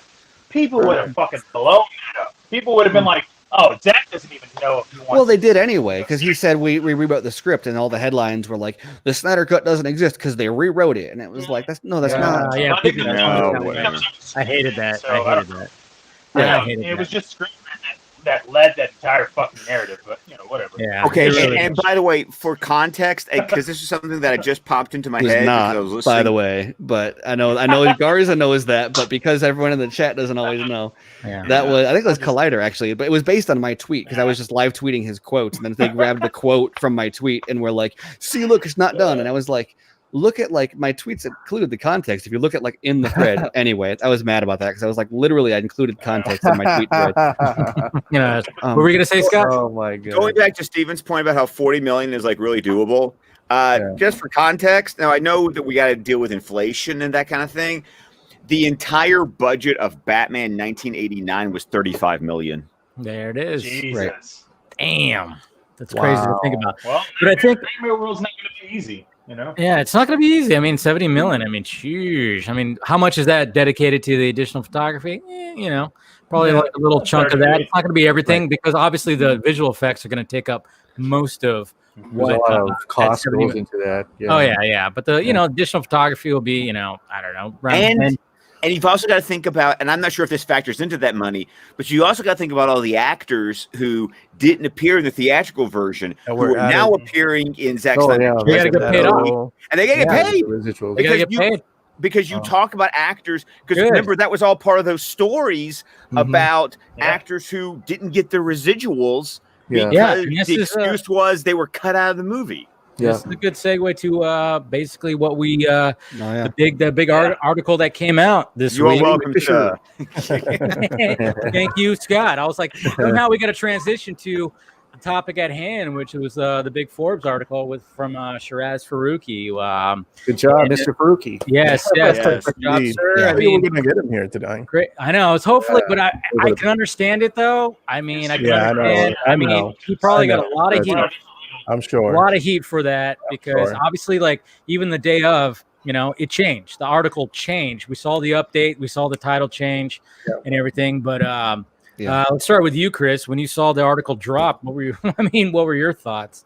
Oh man, I was quite shocked at the different things in there. Like the conversation turned to racism. Yeah. And I think we kind of knew that, and I was like, that's why I'm still shocked by all these people who said Black Lives Matter and things like that. But but fuck Snyder, we don't think that's like it's Black Lives Matter, and it's also like you have to believe victims. Yeah, victims, right? Like that's like two like core tenets of like what these people have like argued politically in the past few years, and I think are important things also. And then all of a sudden it's just like, oh no, don't believe victims. Black lives don't matter in Ray Fisher's case. Right. Yeah. Right. Sorry, I'm like racism cutting in line. Abuse and toxicity. That's all the different things that everybody else has been fighting about other movies or other things or people you don't even know. Yeah. Like and now we know that this thing's happened and we're not gonna like ultimately I don't believe him. I love Jeff Johns because he wrote a great comic book. No kid.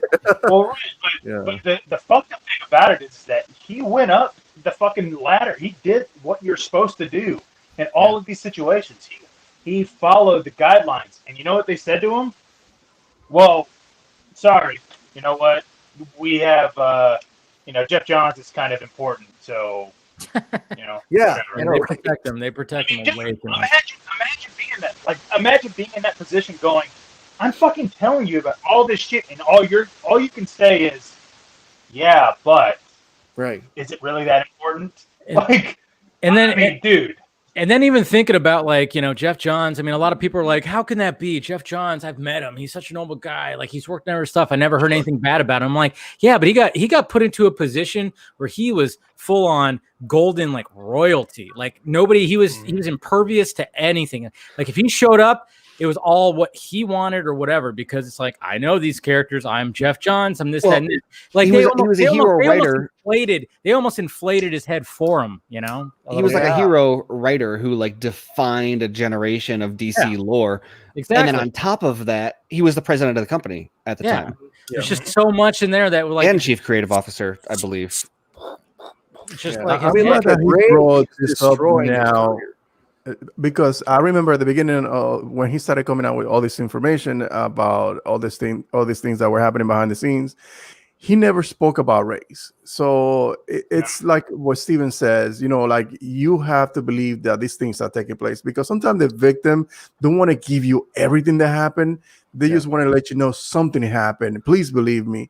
And then they have to find themselves in the awkward situation where they have to give out all these little details that people are going to scrutinize. It's going to put you in a bad situation because it's going to feel like you didn't do enough at the time that this happened, because you can remember that you can talk about these things, but people can scrutinize it and say, why didn't you speak up back then? Why didn't you come to the media? Why didn't you come to Twitter? Why didn't you come speak about it when you were doing the job? Oh, because you were getting paid. So, those are the things that you have to be, I'm sure that he thought about it before he even spoke about it, but I'm glad that he spoke about it because these things do happen all the time.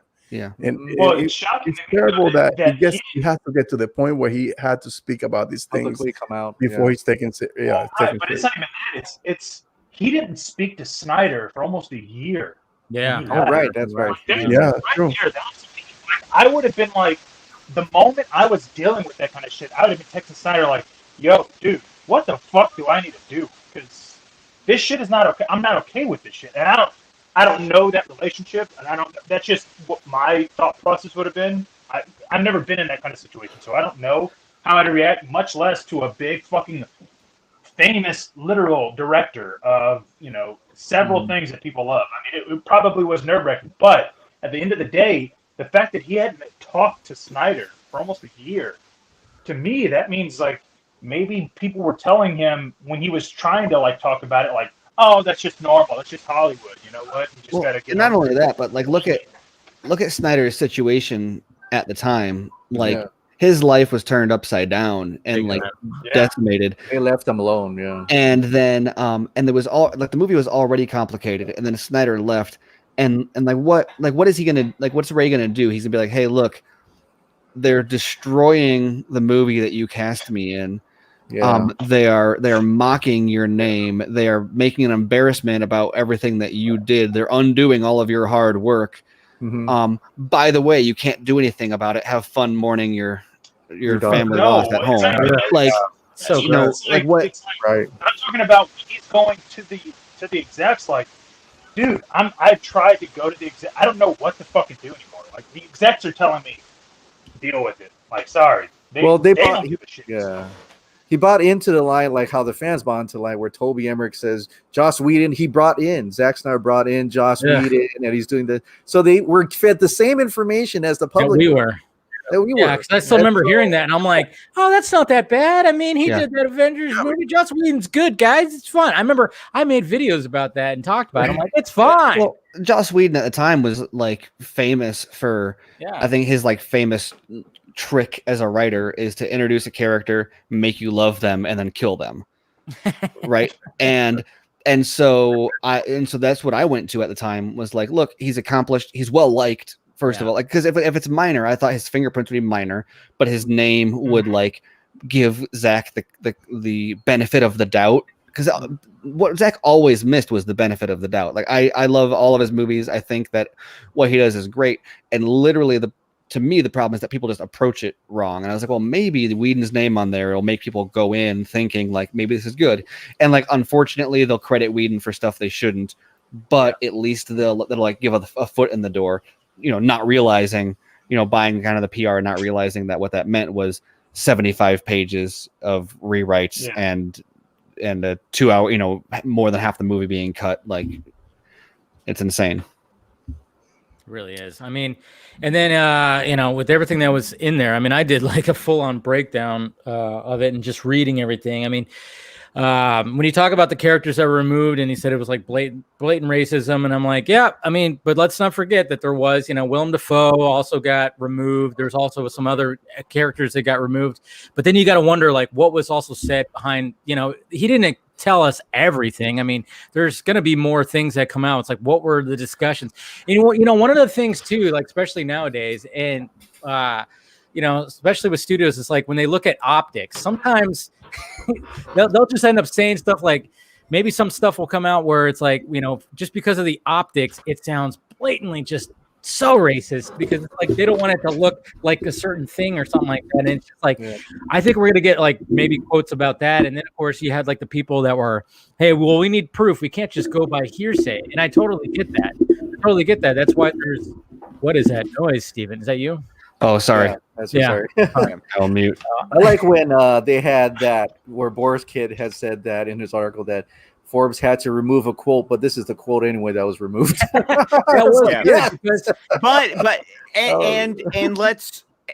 if I can play a little devil's advocate, because I think this is important to understand, and this kind of goes back to the point that Steven and Dave, because I retweeted you guys that day, because I like the point you're making is that we can 100% trust what Ray is saying. Yes. But that does not mean that he has presented, because that's not the point of him speaking out, that he has presented proof beyond the shadow of a doubt to the public. No. He doesn't want to do that because, as he said before, you present the proof in public, then you've told Warner Brothers what to prepare to prepare a defense for. Okay, so he's gonna hold some stuff back. I understand that. I can trust that. I believe him because it kind of like he makes the point in the article that I've made on YouTube and on the podcast that what's easier to believe, that this actor who is a newbie is willing to torpedo his career, or that some execs did some shady shit. I mean, which one's easier to believe? And I'm gonna say I land on the fact that some execs did some shady shit. Like that's easier for me to believe. Yeah. But I have to also objectively stand back and go, but there are other people who do not have that trust. And so they're going to be skeptical. And I understand that. I understand the skepticism. It still frustrates me. Yeah. But I can understand it. Especially when you look at, say, the quote that got removed from the Forbes piece, that yes, the fact that both Vanity Fair and the Hollywood Reporter go, oh, by the way, here's the quote that got removed. I'm just sitting here going, like, yeah. I love it. Let's take it out so that's all we talk about. Yeah. And if you objectively look at the quote that's being removed, it is hearsay. It's Ray saying, I wasn't there. I didn't hear this. I am saying something that somebody is telling me. Mm-hmm. Yeah. So if you look at it journalistically, yes. Can't use that. Yeah. It's hearsay.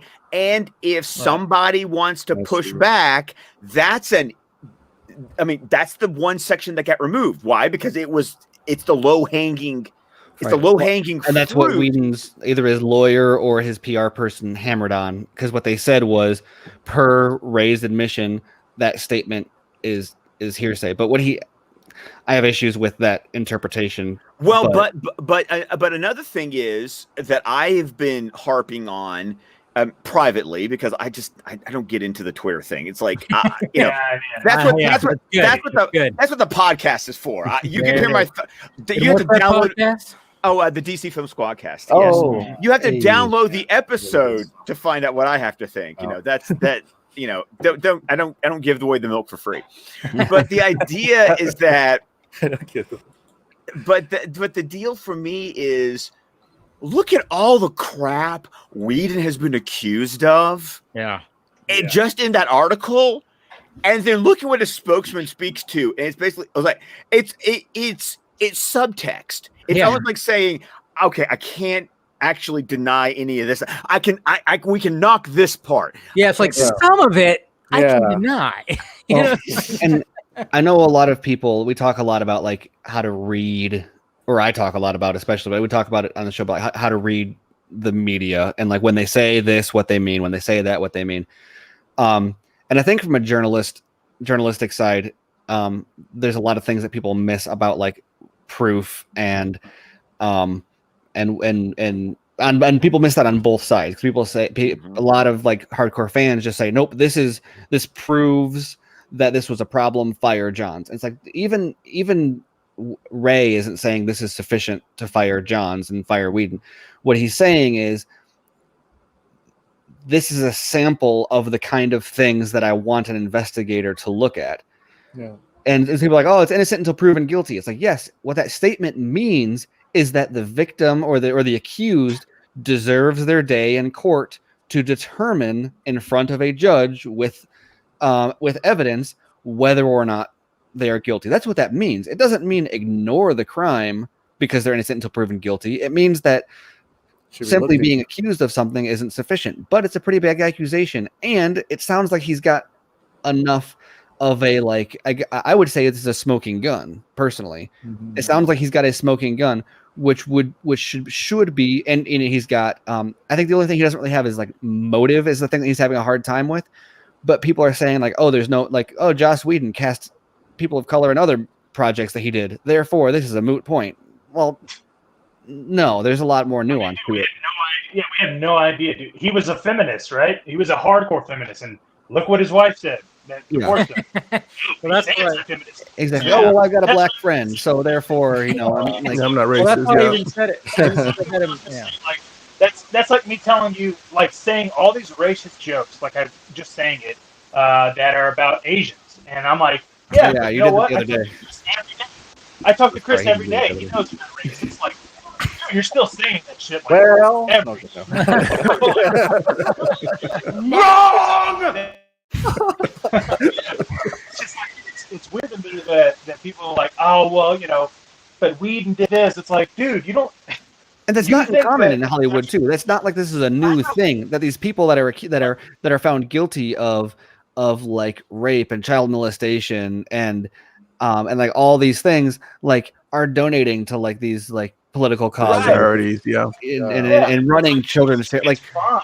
this is not like And that's what I'm saying. Like for Ray to come out and say, I have more to say. Yeah. I'm just keeping it because obviously I'm going. I mean, and like he had said at the very end, he said if they wanted me to stop talking, they would send me a cease and desist. And They have fucking They they haven't even Yeah, tried they that, haven't. which means Yeah. they're trying to figure out on their end how the fuck can we like Well, get to this. And not only Trying to that, belittle him. but what I started saying about reading between the lines and in the margins and outside the lines, and you look at like Hollywood Reporter and Vanity Fair are sniffing at something, and like at a certain point, Forbes became the story, right? Initially, it was here Ray is the story, and then all of a sudden, THR and Vanity Fair are like, look at the way that Forbes is changing this article. yeah, Look at the way. Yeah. Look at what Whedon's people are saying.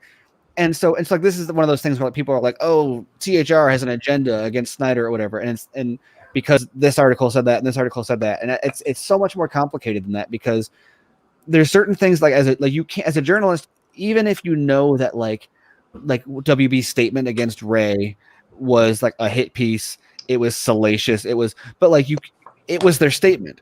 So like as a journalist, you have to say You have to report what they you say. have to say WB has said that Ray didn't talk to investigators. Yeah. But then you also have to say, but Ray says he did, right? And you can't you can't cast judgment on that unless you have information to add to the article. And so in this context, what Hollywood Reporter latched onto was this was removed from the article, and then they highlighted that that both Whedon's spokesperson and Whedon's attorney had given them separate quotes about the article.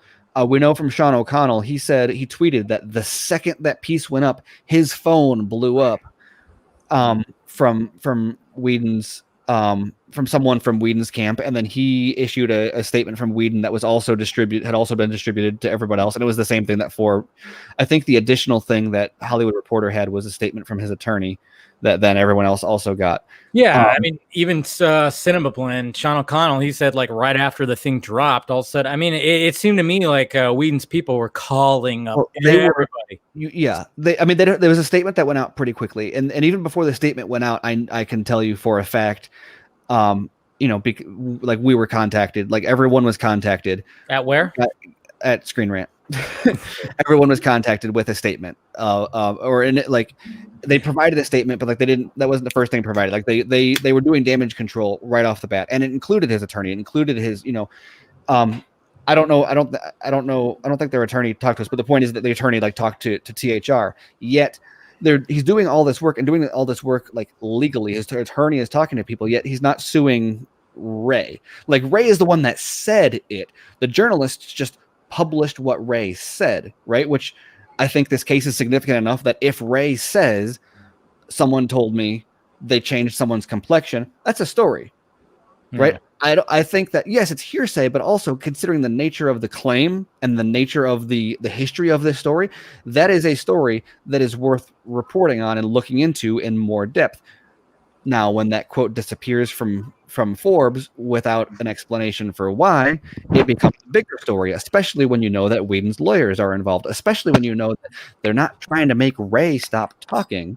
They're trying to make reporters stop saying what he's saying. So what does that mean? It means that they are able to use whatever leverage they have to incentivize or coerce or threaten or whatever they're doing the coverage to be influenced, but they don't want to face Ray in front of a judge. Where if this case was as clean as they're saying it is, like even like let's say, this is going to get. I never know how to frame this properly, like to give enough background, but I'll say very clearly, in a totally hypothetical situation that I don't agree with, let's say Ray fabricated that quote, right? Let's say he just made that up, to stir the pot against Whedon. I don't think that's what happened. I think that he legitimately heard that from someone. I think that that's legitimate information that he got. I'd like to know more context around it, but let's say that he just said that for the sake of stirring the pot. That's slander, or that's libel. That's libel, Yeah. right? Yeah. But that's not the recourse Whedon is taking. That's what's weird. Resolve it, which would mean that if that was fake, like they're saying, if that was true, that they're scared about something else coming out, because once you sue him, then you bring in witnesses. Then you bring in depositions. Then you bring in, then you bring it to court. They don't want to go to court. They don't want to, because you also remember, pay attention to what is the way. Once again, you have to read what they say and also read what they don't say. Remember, the spokesperson also made comments about that was not, and I'm paraphrasing here because I don't have the quote in front of me. But the spokesperson, paraphrasing, said, those decisions were not Joss's. Those decisions were made before Joss. So you can already tell the tact that Whedon's camp is taking, which is just, I executed what I was told to do. And the interesting thing about that also, though, is which is a bigger problem, because if you have the studio already putting those things in place for the directors to actually follow, then you have a bigger problem, because now it's a studio making this racist. If you read the quote, Ray did not say Joss removed these characters, and Shiraz in the Forbes article did not insinuate that that's what Ray was saying. They were just saying these characters are missing from the final cut. They mentioned Whedon earlier on, but at that point in the piece, they were talking about like when I think he said executives had blatantly racist conversations. He said Johnsburg, Emmerich. He didn't say Whedon. Were the ones that he named. He didn't name Whedon in that conversation, and that's when it brought in the context of the characters being cut. And so it's really interesting. Like he corroborated in a way. It's like when your kids like, what are you doing? And your kids are like, we didn't go into that room. Yeah. I didn't ask if you went into the room. Yeah. It's like when your children tell on themselves. I'm like, you gave me more information than I actually asked for, which tells me you were doing something. Just today, all along, the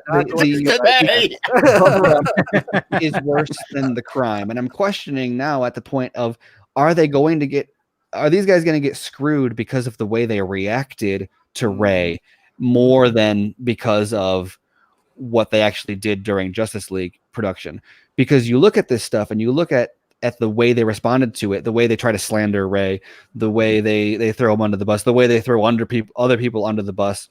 The way they're like, Whedon is kind of getting erratic with trying to control the press here or defame. Or you even look at like the weird one that I saw. I don't know if anyone else saw this. Deadline named Shiraz as the writer of the. Did anyone read the Deadline version of this? I didn't see the Deadline. Favorite trade. When I read them, they always lack context. Like they'll be information about like, oh, so and so and something, and like you read it and it's like, wait, I don't know if this is this saying the movie is officially greenlit, or is this saying like they're expressing like there's always like a key piece of context missing in Deadline articles, and it really irritates me because as a trade, that's the exact type of thing they should be the best at communicating, is that kind of context. But what Deadline included in their article that was really odd to me was they said, I almost want to pull it up, but they said they gave the quote from the Forbes piece, and then they were like, by the way, the Forbes piece was written by Shiraz Faruqi, who is also the editor-in-chief of Comic Book Debate, who has previously described Snyder's work as being masterful. So they're trying to pin him as like, oh, this is a fanboy. That's not the type of work. No, you're not. Deadline is responsible or like would do as like due diligence on this kind of article. And I tried to look up in the Wayback Machine to see if that was in their initial write-up, but I think they may have waited to publish until Whedon had already given comment. I don't know. I can't speak on the timeline because I couldn't find if there was like an older cached version of the article. But personally, reading between the lines, I have because it wasn't cached, I couldn't find a like timeline of additions to the article. I got the impression from reading it that was something that they were told, not something that they looked up, researched up. Their own. It's not like they were like, let's do this interview work. It's like nobody does that. That's not a part of like, that's not relevant. The point is, Ray said it. Right. The fact that it was in an article by Forbes published by Shiraz is only relevant. And like, what if Ray had tweeted it? Yeah. There's no difference other than the medium. Right. So why are they bringing that into this? Right.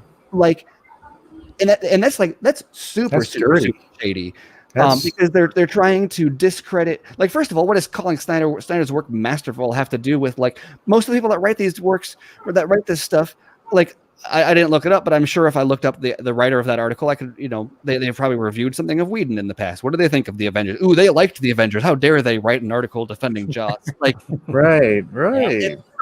It's so irrelevant. And so then you add in the fact there that like now you've got potentially Whedon's camp out there spreading like their lawyer, the spokesman, all putting out this information, and then you have Deadline parroting potentially a statement about like to discredit Shiraz as a means of discrediting Ray, which is even no link there. And you wonder like, so now you've got potentially Whedon sharing information with a trade to discredit a POC writer who is covering Ray's accusations of racism at the studio. Like, it's proving the very thing that he's accusing them of. Like, that is exactly what the article says Whedon does. It says he threatened the careers of people to on set when they tried to speak up about this, and then Ray starts speaking up, and they're not, once again, unless there's something that I'm missing, Ray isn't being sued. No. So like, why is that in the Deadline article? It's I don't know. So they're trying to discredit the dirtiest things I've ever seen, and I dislike Deadline in the first place. They don't source other publications. Oh yeah, totally. They don't. But also their writing is lacking in a lot of really, really relevant context. They've broken stuff before. I'm like, I got to wait for Hollywood Reporter to cover this so that I even know what they're talking about. And then the inclusion of that dig. I mean, we know Shiraz. Like, Shiraz, the reason he was even in a position to do this is because of the amount of integrity that he showed over the past 3-4 years, right? He saw Batman v Superman came out, and he's a fan of Snyder. Like, that is not an unknown fact. But he was part of broken the community of reporting and social media, and the writing around this is broken. So he built a site. He developed a writing portfolio. He's written for the Hollywood Reporter. He's written for Newsweek. Like, he's an established, credible person. You look at the interview, he did not inject his opinion in it in any way, shape, or form. Yeah. He reported the words that Ray Fisher said, which Ray didn't say. Ray didn't say anything that was like Ray said, I recently learned. Like, the whole quote that they removed was him saying, like, if that was the only one that was like over the line, which is the one they removed. So I don't think you can find that means they don't find fault with the other ones, right? They removed one, they have no fault with the other ones. That's what was weird. So the only one they remove, so that implicitly acknowledges that Whedon says we can't debunk this. The only one they go after is the one that where he, and the reason they went after it, and it was his lawyer that went after that one too. So you know that they're getting fishy with like the technicalities. He said that because Ray said I learned the reason. This is the reason that he started the whole campaign. Was he says I learned that, or I became aware that was the word. I became aware that they had altered an actor's complexion because Joss didn't like what set my soul on fire.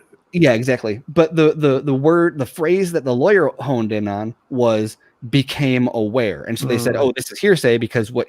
But that could mean anything. That could mean I read a document. That could mean I saw photographic evidence.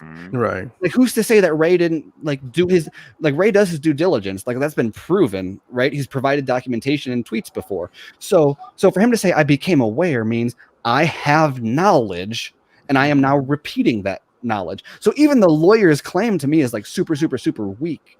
Yeah. In that case, it's pretty strange. The whole, but because we know that Ray, I mean, if we want to talk about a man who has quote receipts, I mean, he's held on to everything. He has the email where they gave him the talking points of what to say at Comic-Con in 2017, where they said Whedon was handpicked by Snyder, the same BS we got fed. It's like he's held on to everything, and that's what he's ready to give to an investigator. So once again, he's wording things in a way to not completely give away to the person that he wants investigated what he has. I mean, we're not in court yet. We're not in the discovery phase yet. You don't have to hand over everything to the other side yet.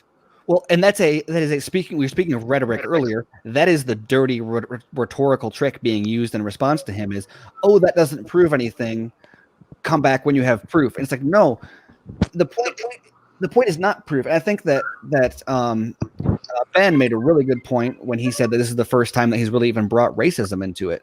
Yeah. And the reason for that, I think, is because racism is so complicated because, like, yes, the quotes that he gave in the interview were scathing. And like, but even if they can prove that Joss changed the color of someone's skin in post-production, even if they can prove that, the complication in a legal sense, I'm speaking here, is that they have to prove intent. Racism applies to intent. So you could change the color of someone's skin and it's because, oh, literally they weren't visible in that lighting. Right. Or the fact that we already know they've turned up the exposure on this movie like he said, ridiculously. I filmed in digital and he filmed in film, and so we had to change the skin color. There's a number of different explanations you can give for that, and unless he is like caught in a recording or That's like what I'm saying, or if they have enough eyewitnesses to corroborate, or if they have him on recording saying, "I don't like this person's ethnicity." You need to change, because even if he says, "Oh, their skin color doesn't work in this scene," that's a problem. But I don't think that's enough to prove racist intent, because that he could claim it's an aesthetic. Right. It's very easy to sidestep that one. Like, and I'm not saying that I agree that like that's not like an aesthetic. No, because you, that's a very valid point. Because even like when you're doing like us, when we're doing our videos, like we change the light, we change the tone just to make sure that everything looks good. It doesn't have, there's no intention about making our color look any different. And we just want the picture to look presentable. So they can make the argument, even though they have different intents behind the scenes, where they want to change the tone to a specific actor. But those are arguments that they are able to make in a court of law, where they say, like, no, this is done all across the board for every other movie. Whenever we go through post-production, we do color grading to make it look more presentable, regardless of who's on the screen. Exactly. And so to your point about like the fact that this is the first time he's brought up racism, I think there's a couple reasons for that. One is because, as you can see with the reaction of this, there was a bunch of people that were like, "Oh, he brings out the race card now," and it's like, well, it's been 6 months, not to do that, 5 months or whatever. I don't think that like I think it's fair to say he held off on that long enough. Yeah. Why not lead with that? Because that seems to be like the most socially scathing one, right? It definitely caused the most stir of everything that he said.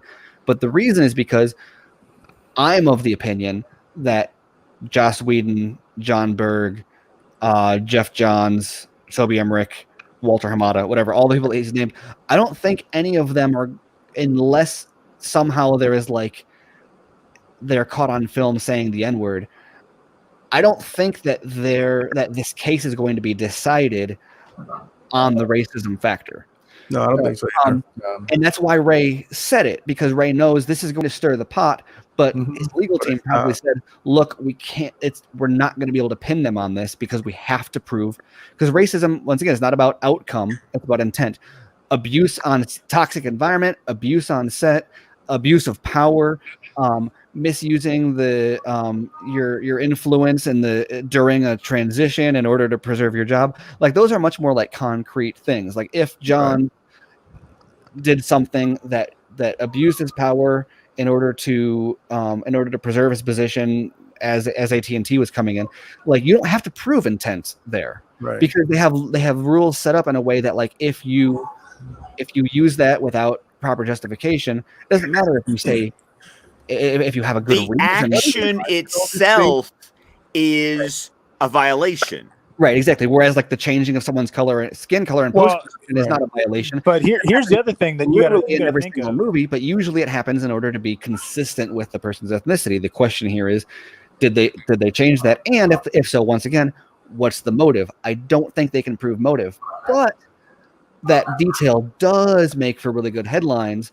to put on pressure to say this is why an investigation is necessary. And that's why he used that, because it doesn't have value in an investigation. It has value in pressure. The investigation is going to be decided on the I think that's going to nail them down. The thing that's going to hurt them, he's not even speaking about. Yes, Garza, we could hear you. I'm just making sure, because I feel like I haven't spoken and I've let y'all talk, and y'all just keep fucking talking over me. It's not rarity, so we're taking a minute. Listen, shut up! Shut up! Listen, the only thing I was going to say, though, for real, is like I don't want to bring it up because I don't know too much about it, but this is also America, where there have been some officers that have done some bad things to some African American people, and they still don't get charged with anything. You know what I mean? So to use racism as that's your only thing, it's not as easy as, oh yeah, it just happened. Like, fine, believe me. Right. Right. Well, that's why, because the law doesn't dictate you can't do these things to people of this skin color. It says you can't do things with this intent, and intent is a really complicated thing to prove. Yeah, unless you have a white fucking hood on your head and you're sitting there with all your other white hooded friends and you're trying to figure shit out. Okay, you know what? Maybe there's even that, but still, dude, like. It's not like Joss Whedon was walking in the fucking studio with a Ku Klux Klan robe going. That we know of. Yeah, that we know of. Allegedly. He could have been sitting in that editing room, with Josh, the Grand Wizard. Yeah, exactly. You know what I mean? And that's what's so tough about all this. That's why he probably was like, you know what? I can't use race, period. So I might as well just make it. I might make it more, extravagant than it really needs to be. But what are they going to say? They're going to be like, no, I'm not racist. Like, fuck it. See what they say. Like, all right, cool. That's the only thing. But I love how this dude is like chilling in the chat talking about how crazy Snyder fans are. It's like, dude, it's Friday night. Go do something. Oh yeah, should I kick that guy out? I saw that guy. I mean, do whatever you want. It's just funny. He's wasting his Friday night on something that I guess he hates. I don't care. Right here, yeah. but here's the thing. Here's the thing, though, is that should I kick him out, guys? Sorry, go ahead, Scott. Wait, let him waste his time. I don't care. Ray has continued to say that when he makes noise, because he's been quiet for a while. Yeah. Which he has stated before that when he's quiet, it means things are moving and he gave along. An update on that in the article. Also, that was very important. Things are progressing, and in the article, we are informed that another independent investigator has been hired by Warner Media. This independent investigator is the one who did the investigation into Sujihara's sexual misconduct and eventually led to him, leaving. Still hasn't even been none of that stuff isn't proven yet. That's what's even crazier. Like that's how bad it got. You know what I mean? So think about that. That's all I'm saying. Go on, Scott. So obviously there is something that's sticking in the craw that pushed, like, this was the next step that was being taken. Also notice this is the first time Emmerich has been named up to this point. So there is a discernible escalation as this goes on in the things that Ray Fisher is saying publicly in the media. There has been an escalation as it goes on, and I'm also looking for corresponding movement in terms of the investigation. So now I hear that, okay, the first investigator was shady as crap. Okay. So now Warner Media has stepped in and gotten the same investigator that they went for Sujihara. They went for Sujihara. Okay. So to me, that sounds like progress. All right. Definitely. Now, when that occurred in the timeline, I don't know. And that's not detailed for me in the article when that happened. Did it happen before the interview, after the interview? Because, interviews happen and then they're published at some time after the interview, but information after the interview can be included because the journalist does their research and due diligence. So it's just one of those things that's like something has happened that Ray Fisher has deemed noise needed to be made. Yeah. We, of course, don't know what that is. We normally end up finding out later, usually based on however Warner Brothers reacts Well, and that's to the thing. what is being said. That's the thing, though, is because, when he first even brought up anything, he only brought up Johns, Whedon, and Berg. And then after a couple of times, he was still bringing them up, but then he was like, okay, you know what? Also, the head of DC Films doesn't say the name. He just says the head of DC Films. And it's not until this time that he's like, oh, yeah, can you imagine if I would have brought Emmerich? Because he was doing some fucked up shit too. Yeah. So he's doing it in a escalated way without kind of making it obvious that he's going up the chain. Like, if nobody could tell, I mean, obviously, he just keeps adding more people to his fucking hit list. And it's in more damning way because the first time with Hamada, he didn't mention his name.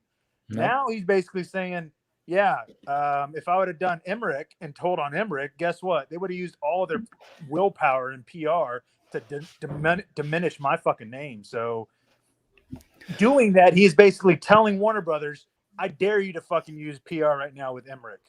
But it also makes it seem like he feels like he's able to go after Emmerich now. We talked about this last week. Everyone was like,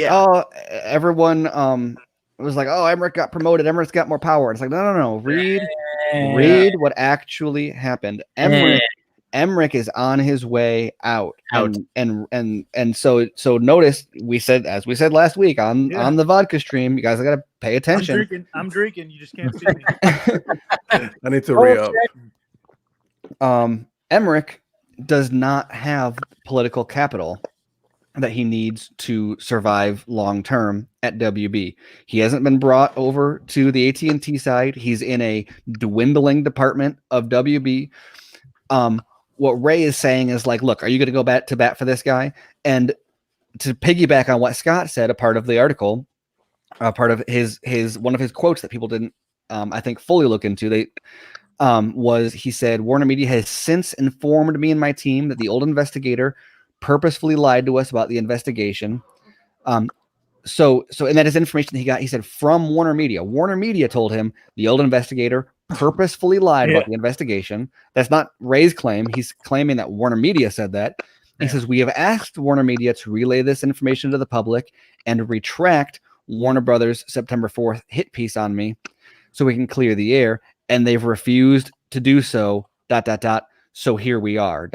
So to answer Scott's question about why now, what's this piece about? This is about the fact, per Ray's quote in that piece, he's saying, Warner Media fired the old investigator because they were lying. We know they've hired a new investigator, and it's clearly an investigator that is okay going after WB Brass because they got, when they were doing an investigation, Tsujihara got let go or left. He felt enough heat to leave. Yeah, he felt. Yeah, that's what's crazy. He didn't. Yeah, None of that shit got proven. He just was like, "All right, I'm fucking out." What he's saying is that it was coming. But what he's saying is, so remember the last hit. So the statement that he's referring to from WB is when last on September 4th, Warner Brothers said the investigator tried to work with Ray, but he refused to cooperate. And then Ray was like, "No, here's my email proving that I was trying to cooperate and that they were being deceitful."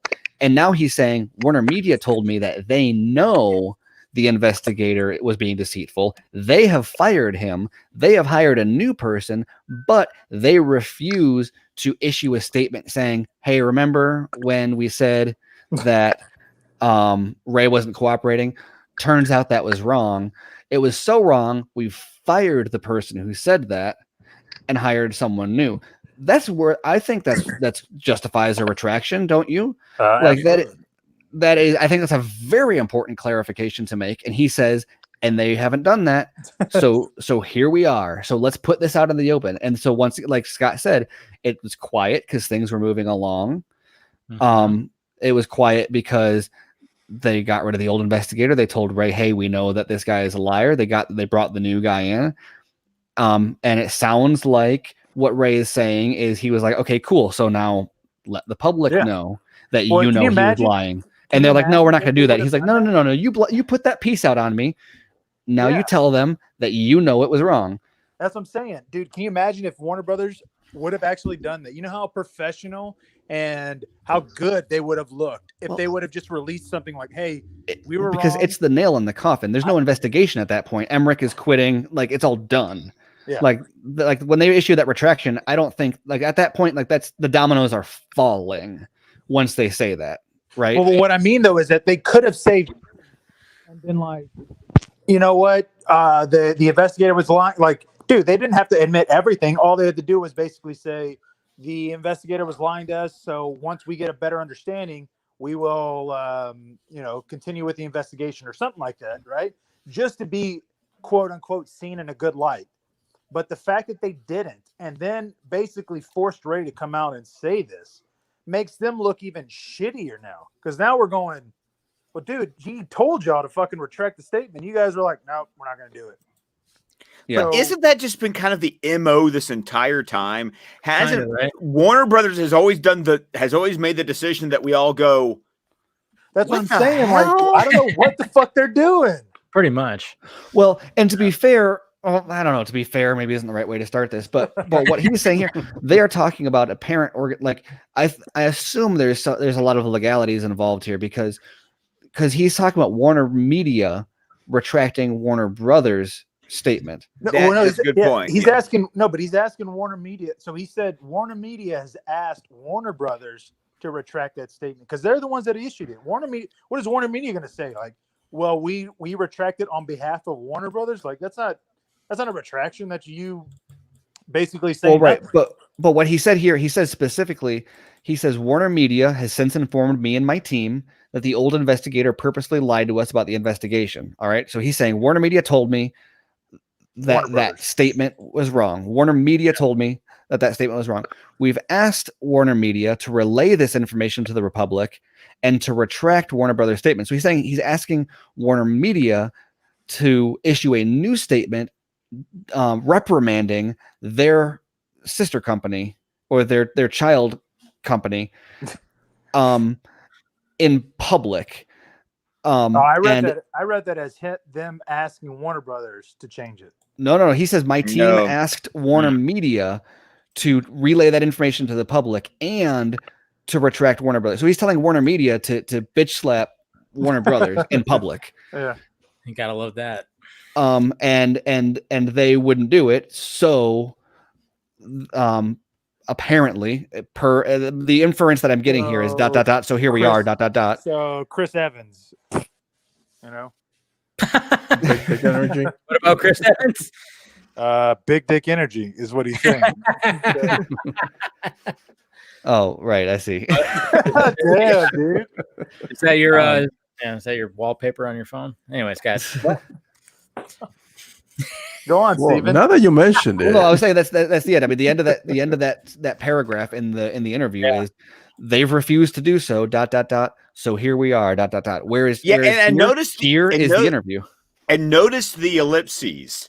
I thought it was very, it's there. There is a actual typed pause in the quote. They want to emphasize it. They want to emphasize to indicate. I mean, that's communicating the way Ray delivered the quote.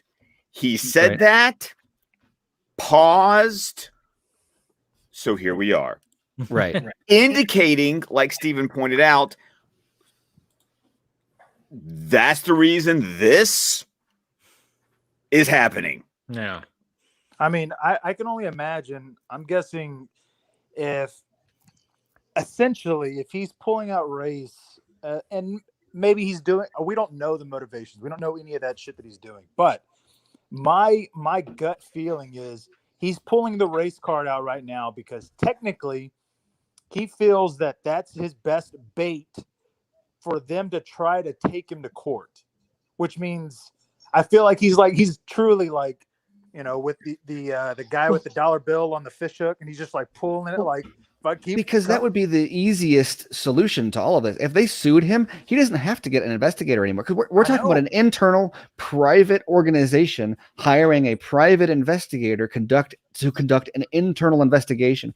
That's entirely different from them suing him for a crime, right? Yeah.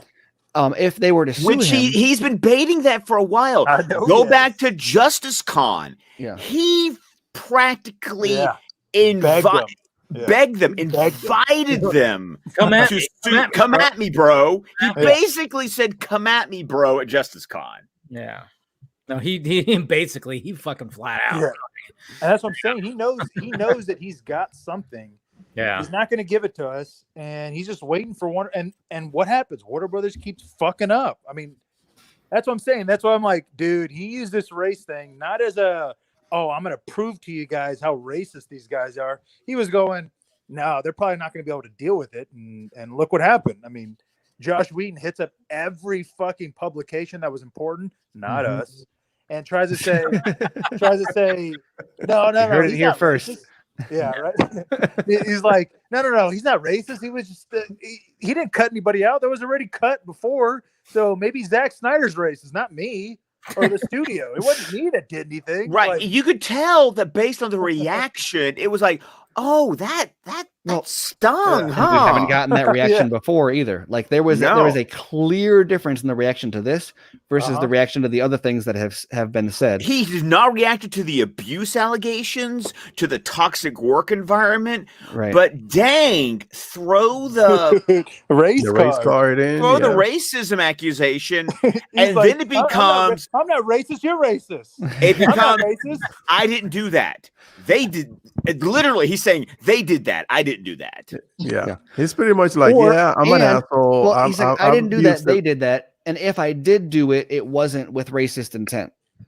Yeah. Because he didn't say it. The color wasn't changed. He was just like, well, there's so many different reasons to like. There's so many different people involved. He said that it wasn't him who did it. Yeah. Right. Let's put it this way. I'm gonna use a horrible, and I do truly. So maybe let's not. Yeah. Please leave it. Don't do it. Listen, mark the time right now. Don't do it.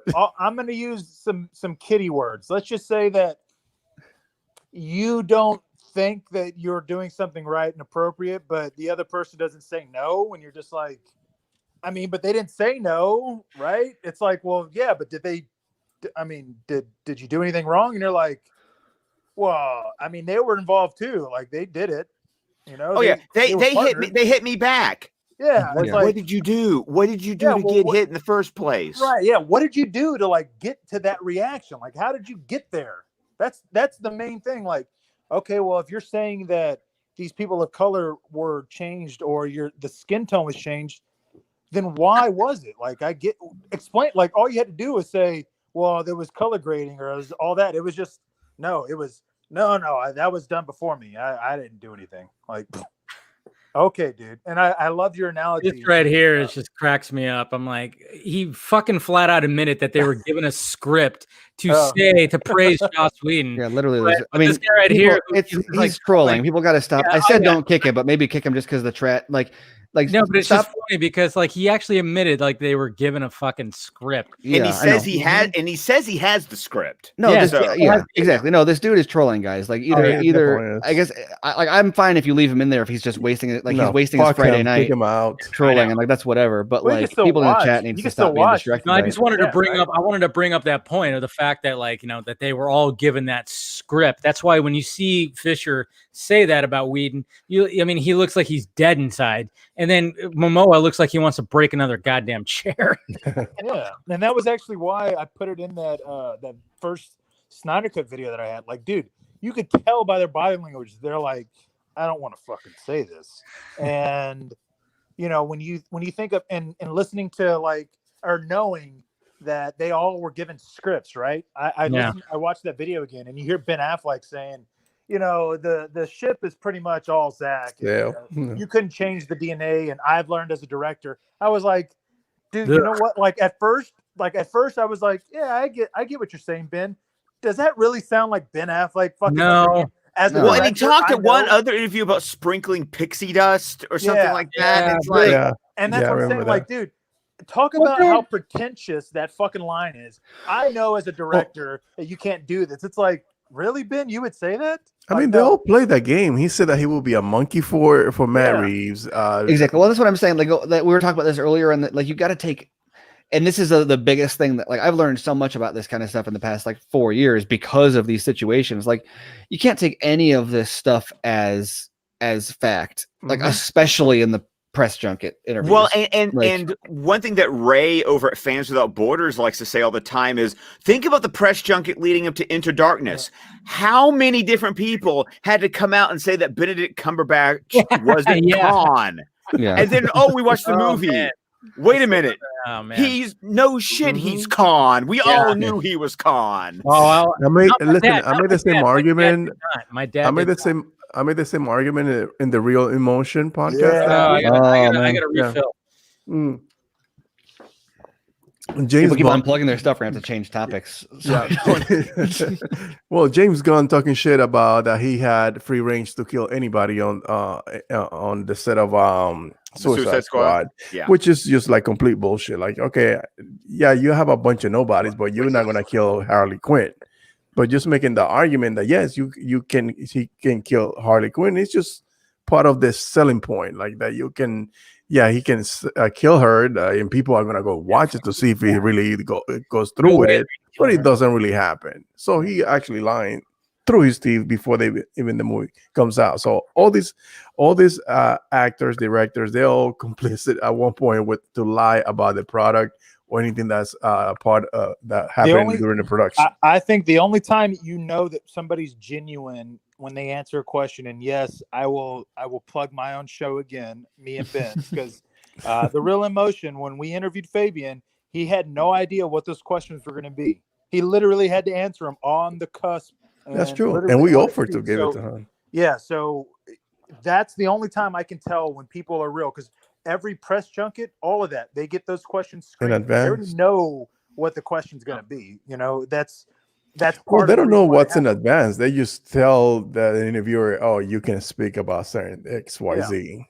So if you were going to tell me that I'm going to get a chance to interview Ben Affleck, right, and I could ask him whatever the fuck I want, and I asked him, "Hey, did you really mean that you were going to be an ape in Matt Reeves' movie?" Because that's such a random, off-topic question of whatever. Yeah. He'd be like, and then all of a sudden I'd be like, yeah, exactly. You're not fucking prepared to answer that question because. Well, even Matt Reeves said that's his Batman. Exactly. Well, but to be fair though, like I'm sure, who wouldn't want to be like? I mean, that'd be a cool thing to do. Maybe I know what you're saying. Just saying like he would be doesn't mean he will be. Yeah. Like. I mean, who knows? That's true. Context matters. He would be. He probably was thinking like, I can't believe the shit I've been having to do in this Batman fucking with these reshoots. fuck being this character again. I'm not gonna do Oh yeah, I mean that's exactly. Well, and also remember, he was having his script rewritten as well. He was actually going to have to get credited as a co-writer on the Batman script. I mean, I feel like here's the double-edged sword. And Steven alluded to this earlier. Yes, because of the nature of jobs and hobbies, we have to almost an unhealthy extent followed this story in minute detail for the last 3+ years. It's the nature of the beast. We know more than an average human being should know about any of this crap. Yeah. I think that's a fair assessment. Yeah, can I get an amen? Amen. I'll say of the people that, like, if you talk to people that worked on the movie, fucking hard fact. If you talk to people that worked on the movie about this stuff, the only person who, like, you don't need to do a bunch of background of, like, now on June 12th of 2018, there was a social media post on Vero about this. What did that, like, the only person you don't have to do that with is Zach, right? Like, Zach can fucking hard fact. But, like, imagine talking to, like, Ben Affleck about the Snyder Cut and being like, ooh, what did the chalice picture mean that when he posted the he's like, I don't, what do you mean the challenge drink? Like, they do when they were like all being interviewed and when they were asked about the reshoots, the reactions, and you literally saw Ben like do this, like like that, because he was just like, fuck, not this, you know. You see it. They all kind of were like, well, and remember at the time he was trying to promote Live by Night, which I will continue. I'm going to plug that movie hard because if you have not seen Live by Night, it's even, and Dave knows this because I think I've said this enough times, but it's like, it's even a movie where I think it's better than the book it's based on. Like, oh, wow. Everybody got that? Yes. Oh, I love that you're so prepared with all those clips, dude. Like, you're just I know. Trying to be on top of it. Trying to be on top. But it's like, but you know, he was trying to do other things because he's an artist. He wants to do other things. He did ask about Batman. Yeah, it's like, dude, right. And pissed off about it. You know, he get pissed off when he fucking admits it. He's like, yeah, I'm trying to fucking promote Live by Night. Everybody keeps asking me about the fucking Batman. Like, God damn it, dude. Well, and not only that, but like Live by Night was like heavily compromised because of the complications of trying to balance his role as Batman. And because of the complications of the reshoots and the rewrites and like all that other stress. Yeah. Like on top of it, like so to him, what he's seeing is like Batman is destroying the rest of my career. And now I'm trying to do what I can to like keep that part of my career alive. And yet all people want to do is ask about the part of my career that is destroying the part of my career I care about. Well, I'll tell you, I'll give you an example of what, like, if I were to ask Ben Affleck this question, he'd be like, I don't know. There was a quote, and I don't remember when. I don't remember exactly where it was from, but I know I have it because I wrote it out in my exclusive article, Unreal Anarchy, that when he's basically talking about the Batman, and he's like, there's not enough money that would give me to make a mediocre Batman. If I were to ask him, hey, was that quote directly tied to you calling out Josh Whedon's or Jeff Johns' script for the Batman rewrites? Like, is that you calling him out saying you're not going to make his fucking Batman movie? He'd be like, man, I don't even remember fucking saying that quote. Well, that's his journey. I think he would remember something like that. I mean, maybe he would, but I always felt like the use of the word like a mediocre movie was always really interesting as opposed to like a, you know, a bad movie or a half-baked movie or whatever. Because like, remember the quote, because at the time he talked about how I just couldn't crack the script. And it was like, no, that you couldn't crack something when someone else is sitting there trying to rewrite what you're doing. Mm-hmm. I mean, because my understanding is when he got the deal to do that movie, I'm the executive producer, I'm the writer, I'm the director. This is going to be my movie, just like Town, just like Argo, just like Live by Night. It was supposed to It was supposed to be Plus, him. why he was able brought to- in. was to do all the things that he had done for Warner Brothers up to that time. Because with the exception of one movie, which was Gone Baby Gone, which was a Miramax picture, every other Affleck directed film up to that point had been a Warner Brothers movie. Yeah. I mean, that's the bad part. He is a Warner Brothers baby. So and that's what I'm saying. And so for him to even go, well, I'm not going to make a mediocre Batman. And then for him to go, all right, fuck it. Terrio, will you come in and do a page one rewrite? Like, dude, obviously he's trying to do his best to get rid of Johns. I mean, that's my personal opinion. Yeah. And I'm going, dude, and that's what I'm saying. So maybe he would remember it. I don't know. But if I were to ask him that question without him knowing that I'm going to ask that question, he's either going to answer it truthfully or you're going to see his body language fucking say, yeah, I directly meant it at him, because, there's a difference whenever you're pre-screened questions that are controversial, that you can already think about, that you're like, you know what, maybe I'll answer it in a certain way. I mean, that's just the way I look at things, question-wise. But yeah, and he's been in the business for so long. He knows all this shit. He knows, like, okay, what am I supposed to, he knows how to play the game, essentially, which is why I think if he were to come out and say, I know you're a big adamant fan of him trying to come out and speak. I know, I want him if he were to fucking come out and say it, everybody would take it as is. There would be no question. Which is crazy to think of, but yeah. But I'm like wondering if he's actually going to ever do that. I mean, another thing that stood out to me too is like when Fisher said that, a lot of people reached out to him that he wasn't expecting to get reached out to, and I'm wondering, I'm like, is that the entire cast who all reached out to Ray to support him? But of course, they're not going to publicly do that, Right.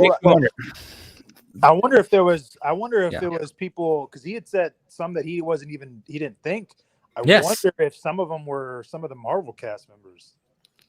Could be. Yeah, I'm surprised nobody from that camp has said anything. That's the point. That is just it. For context on that, I don't know. I'm not giving the answer, but just as a way of thinking about the nature of that quote, there are a lot of people who have been at Warner Brothers, who have worked with these people for a long time, who have participated and enabled and allowed these things to happen, who have a lot to lose. So they're guilty by who association. might want to try to improve their situation by lending their, because like the other thing that people need to remember about this also, like, you mean a snitch? That's what you're talking about. Well, no, it's more aligned with like a plea bargain.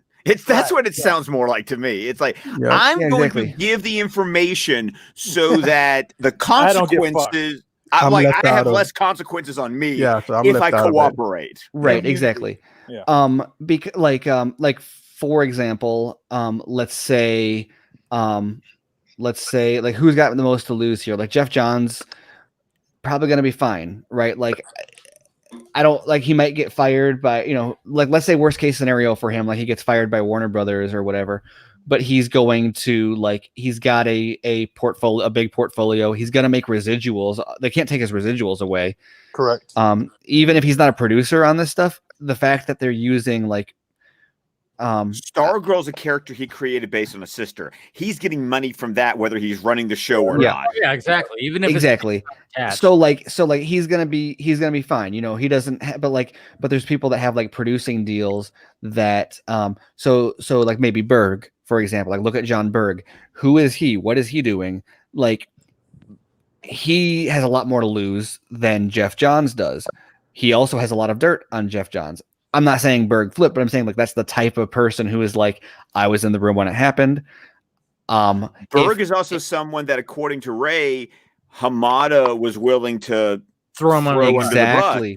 So there's a certain level of there is hypothetically a certain level of Berg going, fuck you. Well, fuck that guy. Yeah. Well, not only fuck you, but also like, how do I land on my feet here? Got a deal Like, sure, I can be here. guilty of enabling Johns. I can say, you know what? I had a change of heart and I have proof. I helped bring him down. Right.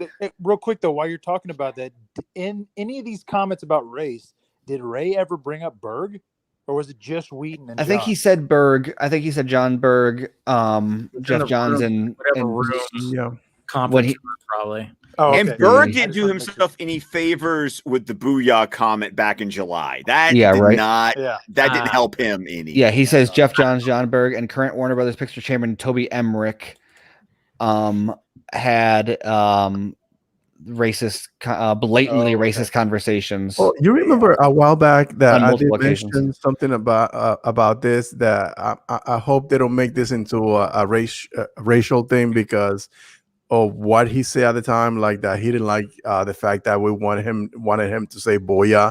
Yeah. So it was like on the same vein of like saying like these basketball players when they want to talk about politics, that always somebody tell them, "Listen, shut up and play basketball." Oh, my camera. Whoa. Yeah, no, that was weird. That's weird. Error prevented shooting. I've never seen that before. That is a new one. Yeah. I tell you what, those Real in Motion guys. Yeah. Warner Brothers doing that shit. Oh my god. Yeah. Shutting him up. Shut him up. Well, to continue with shut him up. I don't know what he was going to say, but yeah, you're right. Like for him, and that's what I'm saying. Like, what if somebody from Marvel, and I'm not saying this is the case, but I would not be surprised. What? If like what if like somebody from like the Avengers cast goes? That's what I'm saying. What if it was like Robert Downey Jr. goes, dude, I fucking dealt with Josh. You know, bump heads with that guy. You know, I would. You know, it makes you wonder, like, because obviously the first Avengers, Whedon, he, you know, and I'll give him credit, he nailed it. He nailed the balance of all those characters. Right. Ultron, I've heard that was a fucking struggle when it came to a lot of things, when it came to Feige, Marvel, when it came to Whedon, and probably even like Robert Downey Jr., because Robert Downey Jr. is, you know, he's the golden boy. And, and RDJ was also given a lot of influence over script and over his arc in the movie. And so if what Whedon tried to do with him was different from what he wanted to do with him, I can see the studio siding with RDJ because ultimately he's the moneymaker. Yeah. And the investment. And so I can see them siding with him over Whedon, which would really make Whedon mad. But were there any people of color in Age of Ultron? I'm trying to think. The only person I could think of is Don Cheadle, right? Samuel L. Jackson, because Fury. Yeah, but at that point, like Samuel L. Jackson's also Samuel L. Jackson. That's the point. Yeah. Yeah, I know. You think anybody's going to tell Samuel L. Jackson like, "Hey," you know? So he's going to be like, "Fuck you." Did you guys see that video? Falcon makes a Falcon showed up at the end. I think. Well, he was partly in there. Yeah. Oh, we lied. Okay. And by the way, the reason why that Chris Swenson left is because he had to put one of his kids to bed, and he had to shut out. Like, he had to do the fatherly duties. That's why Mr. Swenson is not here right now. I don't know what's going on with Ben's camera. That was the first thing up. Well, there was a shooting error, Dave. Yeah, that's shooting error. There we go. I love how casual he just shows back. I was like, "Oh, I'm good." I'm fine. It was his wife, dude. His wife is pulling the plug. She was like, "Get the fuck out of there!" No, she's sleeping.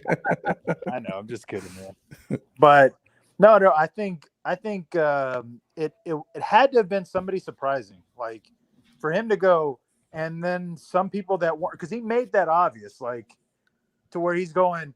Yeah, people that probably were on set. Yeah. But there's people that he's also worked with that called me up that were like, I want to testify if that's the case. I want to take this fucker down. Yeah. Well, and somebody tweeted, I'm not sure who it was because I haven't read any of their stuff, but they had 90,000 followers on Twitter. I guess they're a writer. They said, basically anyone who's dipped a toe.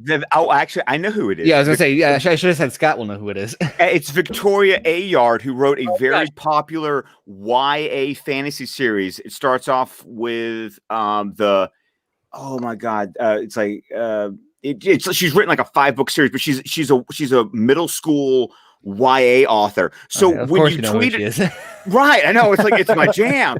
So like when you tweeted her out, I was like, what the? I know this name. What? I read the tweet going, But she said everyone who has dipped a toe in Hollywood has a Joss Whedon is trash story. Exactly. I believe was the tweet that she said. And so once again, so you look at the way this is all being handled, and it's like, wait, so and notice every time Ray tweets this, someone else is like, oh yeah, I've got a Joss story. And then she's like, yeah, everyone's got a Joss story. And you look at the way this is being handled, and with Joss's people like managing the there we go. Yeah, with Joss has people reaching out and attorneys like talking to the trades and everything. Good book. Really makes you wonder about like just how much of a dam is like waiting to break on him specifically. Who's coming out and defending Whedon? That's the other question that I asked. Well, no. What's his face was like, I never. Alan Tudyk. Alan Tudyk. Yeah, but that was. I'm talking about that was before this, right? I mean, even since that one time, it's not like he's come out and been like, guys, I'm telling you, he's never been that way to me, and I've known him for this. But I mean, look at the way that Ray talks about Terrio and Zach, and how he's like, they wanted to make sure I was represented. They wanted to make sure I was comfortable with the way that Cyborg and his family were portrayed. Like, and then people are like, oh, but Joss has cast dozens of POCs in his movies and shows over the years. It's like, well, so where are they being like saying the same things about Joss that Ray said about Terrio and Snyder? Yeah, well, Ray speaking about race now, it just makes it's such a smart thing to do, because now that anybody that probably is thinking about getting on Josh's corner is gonna think long and hard before even doing it. Because they don't want to be nobody wants to be associated with a racist. And then I'm kind of curious, because I was kind of wondering like why this author, it seems kind of random, but then I look at her bio, she lives in Los Angeles, she earned a BFA at USC, and is currently working as an author and screenwriter. Okay, so she's gonna run. I bet she, you know what? I bet she knows a lot of people whose movies have been rewritten by Whedon. Yep. Yeah. As the, he's the magic script doctor, right? Yeah, because I mean, it goes all the way back to Speed. I mean, he punched up Speed. Yeah. I'm like that baffles me, because I mean, it's fine because Speed. I love. That's great. I love Speed. It's a classic. You love Speed. Somebody get that drop. But I always love that story though, because this is one of those examples of how weird like the guilds and like the unions are, because he rewrote every single line of dialogue supposedly in Speed, but he's not a credited writer, because the way the Writers Guild evaluate writer contributions are based on the impact to the story, and since the story was unchanged, it was literally just the lines that were changed. His contributions didn't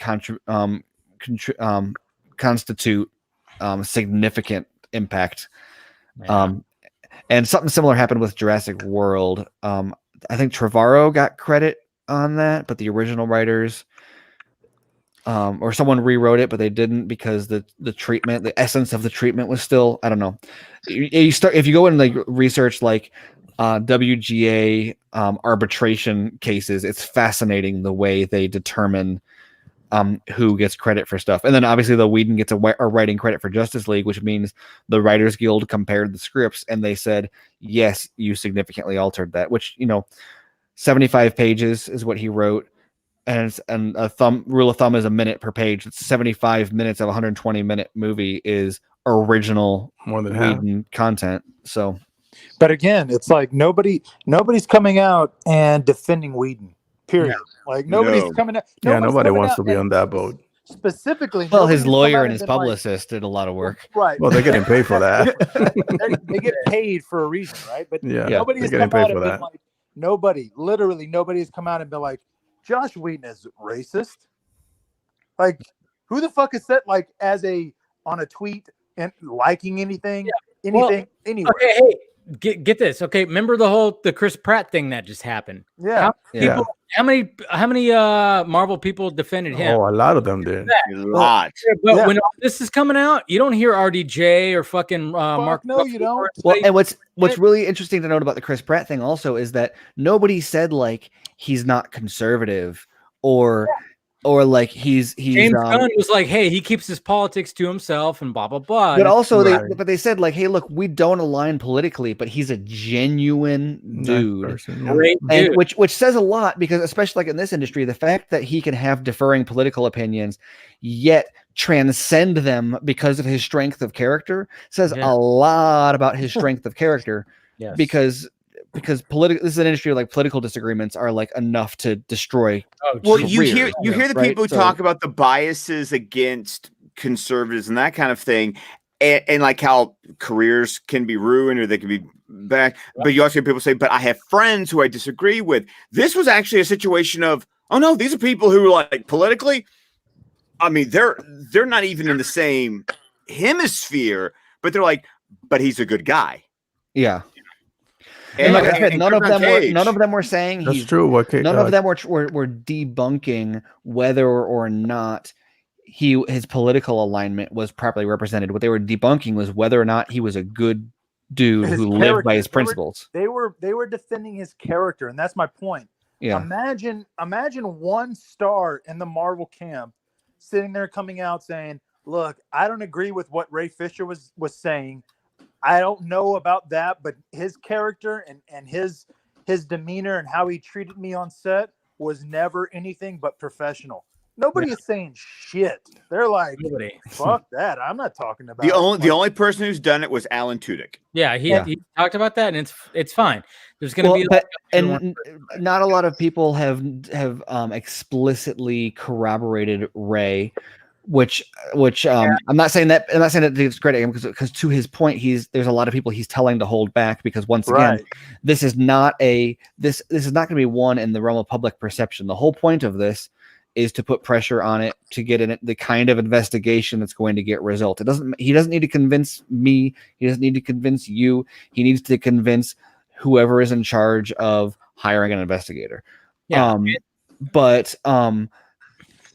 People have been a lot more than before speaking out against Whedon, even if they're not referencing Ray. They're like, oh yeah, he was who was it? Someone said that he would send them like threatening the stunt coordinators, I think, from Buffy. Is that who that was? Yes, it was a stunt double. I think it was Sarah Michelle Gellar's stunt double, and her husband was the coordinator. Right. That one was weird, because when you looked into the details of that, so Sarah Michelle's stunt double started dating the stunt coordinator during production, and like Whedon didn't like that, and so he started targeting the coordinator and like sending him like threatening emails. Well, and remember the story that James Marsters shared as well, when Whedon got ticked off that Spike got popular and which was hilarious, because he was sexy and people were liking Spike. And he didn't like that. He didn't like that. Yeah.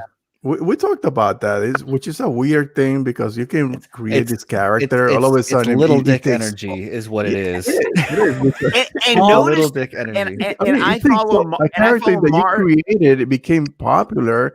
Why he wrote him happy about because he put all of the dudes that were mean to him in high school into the DNA of that character, and his intent was for people to be like, "What a douche!" And instead, everyone was like, "Oh, that character, based on all the people that used to make fun of you in high school, is really cool."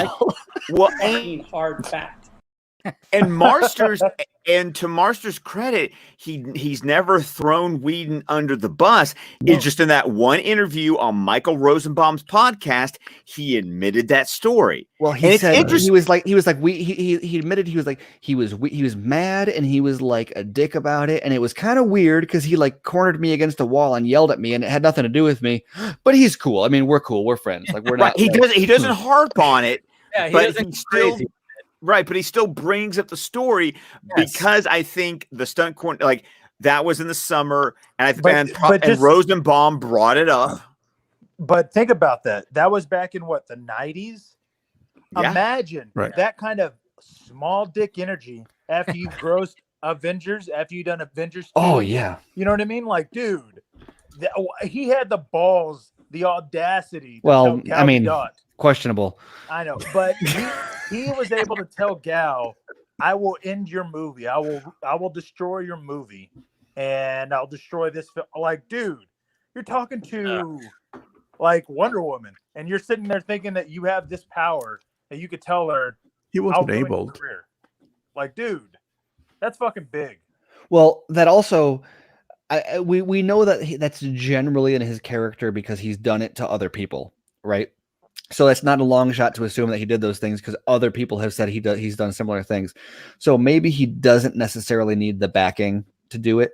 But I do think it calls into question the fact that he's comfortable making threats like that implies that he believes he has the leverage to back up the threats. Yeah. Right. It implies that someone was like, we will make it happen for you. Which I think is the thing that. But that's so weird. Though. Like, how do you get that? How do you get to that level of thinking of, I'm gonna ruin your, like, what the fuck are you gonna say, dude? Well, think about it. I mean, he helped create the character of Buffy the Vampire Slayer with the movie, which was a hit. You know, I still love that movie. I'll watch that movie to this day. And then all of a sudden it gets parlayed into a fucking series that's also a hit. So all of a sudden, like you said, you're just the head, the ego, the head just gets at the time of the Justice League reshoots, Wonder Woman hadn't quite come out yet. No. So Gal didn't have she didn't have that weight. Right. She didn't have the weight of the fact that her movie did gangbusters. Yeah. Right. Exactly. And that's why he can make that threat. Like, I'll fucking destroy your movie. Yeah. No. Yeah. It's all right there. It's all right there. And like you said, it's like, it's small dick energy. It's that, I mean, it's not really like, I mean, he's not a short dude probably, but it's like that Napoleon syndrome or whatever the hell. It's like, and like you find out, he was like picked on probably as a kid and like or something like that. And then this is like his revenge to all of that. And then when he's 5'10", so he's taller than me and Dave. Yeah, of course. Oh, yeah. he's okay. 5'10" with a little dick. So actually, that makes it like proportionally. That makes it look worse too. So that's Well, that's fine. But still, like that's my whole thing is that there's not one person now specifically. This is okay. Like racism, that's a big fucking deal, dude. If you're gonna call somebody out like that, okay, cool. Like that's all right, man. That's another level. But the fact that nobody has come out and been like, nobody's gonna touch that. Yeah, I think that Josh Whedon. I don't believe it. I don't want to believe that. I don't know if it's easy to dismiss, but it's really easy to like throw some cold water on it. Like imagine like Nathan Fillion is like buddy with him, right? Like where's Nathan Fillion? Yeah. And people like Nathan Fillion, right? Apparently he's got some issues but like people that like don't know his behavior in Hollywood think he's a cool guy. Where's Feige at? Or Feige? Where's he? I mean, dude, nobody is coming to defend Whedon. Yeah. Period. That's telling because if let's just put it this way, if Zach were to come out and he's liked things before with Ray Fisher, if Zach were to come out and say I support Ray Fisher, do you know how fucked Whedon would be? Well, or let's flip the tables. Let's flip the tables. Let's say that Chris D'Elia came out and started making accusations against Zach, right? Ooh. Who would line up to defend Zach? Everybody. Like, how long would it take for people to be like, whoa? Yeah. Right away. Because they do that now. Everybody is like, actors and actresses were like, oh yeah, when I worked with Snyder, it was a great. Well, look at that interview that Tig, what's her last name? Natara. Just did on Jimmy Fallon this week. I mean, he gave her an award because she was like, she wasn't exactly sure what was going on. She thought she was. I don't know if that was part of like a little bit of a shtick or whatever the hell. But the fact that it was funny, but the fact that he was like, you know what, I'm gonna give you this Academy Award that says you're the best out of focus actor. Well, It just shows his character right there. because and she didn't have to bring up that cute little story. She didn't have to have the award ready to go for the interview. But everybody that's worked with the man has always said, I mean, we already heard that everybody that's worked with him is very loyal to him is because the attitude that he has on set. Yeah. And another thing that Fabian Wagner and that's said, a crew the real emotion that has mostly followed him like since film school, like to an extent. Like not everyone went to film school with him, but like you look at the number of like go look at people that have worked with him on IMDb and like track them back, and like a ton of them were like on on Dawn of the Dead, or like he picked up a lot of people like with Sucker Punch and with 300 especially. A lot of people, and you talk to these people and you ask them like, okay, how did your career like change from like working with before Snyder and after? And they're like, oh no, like Snyder, like I had a career before Snyder, and then but if I could, work with Snyder, I'll work with him every time I have the opportunity. Did Fabian go to film school? Oh yeah, he did. Yes, they did. Yeah. But he didn't learn anything. They didn't teach him anything that actually useful. That's what I gathered from. But he did go to film school though. Hey, Ben, what were you gonna say about it? You're gonna say something about what about him going to school? Yeah, he did go to film school. What about it? No, you were gonna say something about what Fabian said on the Real Emotion podcast. Oh yeah, he's just repeating what Steven said, that everybody that he said that working with him was a pleasure. Dude, here's the thing, and this is something that we heard from everybody else. That not even that. It's the we asked him what he was most proud of, and the vindication that he'd feel. And you know what his answer was the fact that Zach gets to do his movie like the way he wanted it. Like, dude, imagine having that kind of aura around you that people feel vindicated because you get to do something. Well, and not only that, but like, remember, like, this is not, Whedon hasn't done this many times as a director, but like his MO is to come into troubled movies, rewrite them, and like fix them. Right. And so I don't know how often he like does that on set. I'm not as familiar with that, but there's so many movies that he's taken the script, ripped it apart, and put it back together, and taken credit or not taken credit, or both sides of that coin. And this time, people were like, "Whoa, that's not what Zach did." And he's like, "Yeah, no, we're not doing what Zach did." And they're like, "That's not okay." And like we're talking cast and crew, like movies get like, and when people are like, "Oh, reshoots are like," yeah, this kind of thing, not necessarily to the extent that happened. Like, look at what happened with Rogue One. 40% of that movie was reshot.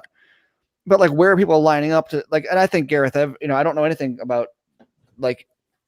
This is not to say that Gareth Edwards is like not a good dude or anything, but there's not like the fans, but also like the cast and crew, like whatever it comes up, they're not like, oh yeah, I really wish that we could see Gareth's original. I'd love to see it, but like, but they're not fighting for it in that way. Lord and Miller with or even that, and people say Lord and Miller are great people, but like, there's not that fan and cast and crew support for a lot of those people. It's just like, oh yeah, that's just movie making. That's how it happens. And for this one, they're like, no, Zach had a vision. We were a part of it, and it got destroyed, and we want to see it. Like that is what separates, and that's why stuff like even the Ayer cut has had trouble catching on, because like that was very much, and obviously that's got a lot of traction, but like it was screwed with to a large extent, but not nearly as much but it doesn't have that same level of like, and it's not a dig at Ayer, it's not a dig at the cast. It's just, it's not the same level of support that that Zach has. Yeah, if people are asked, they'll say they want to see it, but they're not. Let's put this coming out in the same way. Let's put it this way: if the Snyder Cut never got fucked with and it came out, but the Ayer, like Suicide Squad, got just as fucked up, just like it normally did, but Justice League didn't, there would be nobody going, I want to see the Ayer cut. No, the only reason why people are saying they want an Ayer cut is because we know it got fucked with, but because Justice League got fucked up with so much that exactly. It's kind of the residual effect. And I think I assume you're being hyperbolic, because I think people definitely want to see the Ayer cut, but it would have the movement as a piggyback on the Snyder Cut one. There you go. That's essentially what I was meaning. But yeah. You guys think that they're gonna when they release that movie, they're gonna release it in the order that we discussed, that it should fit right after BVS, so it might play before Justice League comes out? Well, Justice League's not coming out on Christmas, but you know. Oh, this guy. Jesus Christ. Where's my gift, dude? Which one? My Exclusivo. It is. There it is. Come on, dude. I'm still waiting for my shirt. It's been transferred to the post office. All right, it's getting there. And thank you, Ben, for getting that shirt too. Yeah. Wearing it. He came on the. You got it quickly. Yeah, I got it. Yeah. You got it really quick. I was Yeah, like, well, I saw that on there. I was like, shit, he's already got his shirt. Look at him. Yeah, I live in a major city. I don't know about you guys. That does help. Wouldn't it be funny if this Lane dude is Joss Whedon? God. He probably is. No, That'd be amazing, dude. make the YouTubers stop. Yeah. Yeah, I know. You guys got to stop talking about me. But you'll never see Joss Whedon in a group like this. That's for sure. That's for sure. Look at that. Look at that. Sucker punch. You do, but he's hiding behind a plant with a binoculars. I mean, that's who's in the middle. That's Deborah right here. Oh, okay. I'm not sure who that is. Is that Emily? That's Emily. No, that's Emily. Brown? My screen is too small. I can't. Yeah, it is. It's really small. Yeah, sorry. Should have Sorry. made a better picture, but yeah. I just saw. I was like trying to find that one image where like they had a photo shoot with Zack Snyder, like all the initial cast of Sucker Punch. And it's like you'll never see that. Joss Whedon. Jesus Well, Christ. again, that's why I mean, like, we're not even nobody from Marvel, nobody from like Are the big backing him movies up. that he's they literally just they're like, fuck that, No, I'm not getting it's all involved. fans that are like, but he cast people of color in Firefly, so therefore, Yeah. which is what it normally would be, because they don't fucking know, they don't understand what. And look what happens with Ray. Ray is actively saying, yeah, but, and everyone's like, nah, dude, you don't know what you're talking about. You're just, you're fucking over dramatic. You're a drama queen. It's like, well, dude, what the fuck do you want? Do you want people like telling you the truth, or do you want to just? well, the whole thing is funny to me because it's like, let's entertain the idea that Ray is lying. Yeah. Cool. Let's have an investigation and get it done with. Yeah. Nothing to worry about. There it is. Like, But what are you that's not scared happening. of? Like, why is everybody so Obviously, he can't prove scared it. of like having an investigator look at this stuff? Like, if Ray is if he's a drama queen, then let's have an investigation. Let's sue him. Let's take him to court. Let's have an internal investigator look at all the evidence that he's expose talking them, about. yeah. Like, Yeah. Let's tell him to stop let's talking. get it over with. Let's serve him some papers so he can't talk about it anymore. Yeah, You like know? it's not that hard of a problem to solve. Like, the reason this isn't resolved yet is because they can't sue him because it'll bring things out in court that they don't want out. And they're resisting an investigation because they won't like the results. I mean, they just investigated Ellen, right? It's not like they investigated Sujihara, and we know that's that stuff about that is still coming out with what's that actress's name who like slept with everybody that owned every company. That's The like blonde chick. honestly, that the people should be like, that was impressive Amber what she Heard? pulled off. No, what's her face that She wanted to be Supergirl or something like that. it was an actress that like she was sleeping with Sujihara, she was sleeping with the It was Amber Heard. Oh. No. No. well, yes, but we're Sorry, talking sorry. about someone else. This is the same one that exposed the casting couch. Yeah. Oh, are you talking Yeah. about Rose McGowan? No. I'm shocked that Scott. This is one of those names that I feel like Scott would have on the tip of his tongue. She's not. The funny thing is she's not known. No, she's not except known at because all. No. Now she had fucked her way up to Hollywood. Like that's what she's known for. Like that's it, which is shitty. Charlotte Kirk. Yes. Oh. Yes. All right. Yeah, and so she fucked her way all the way up to the top, and exposed Sujihara, and he's sitting there trying to. Well, I guess. but not only that, but like a lot of the dudes that are like getting exposed are getting exposed because they're like fighting over her. Like Right. Neil Marshall was like blackmailing the head of what studio was it? Who was like her ex-husband. Like every head of every studio is like fighting over her and have been like casting her and stuff as they're like sleeping with her on the side like for years. And it's crazy, but anyway, but that's what was going on with Sujihara, and that's I think what ultimately is the straw that broke the camel's back. There's other stuff that didn't come out Because she saved all the emails. right? Yeah. And texts.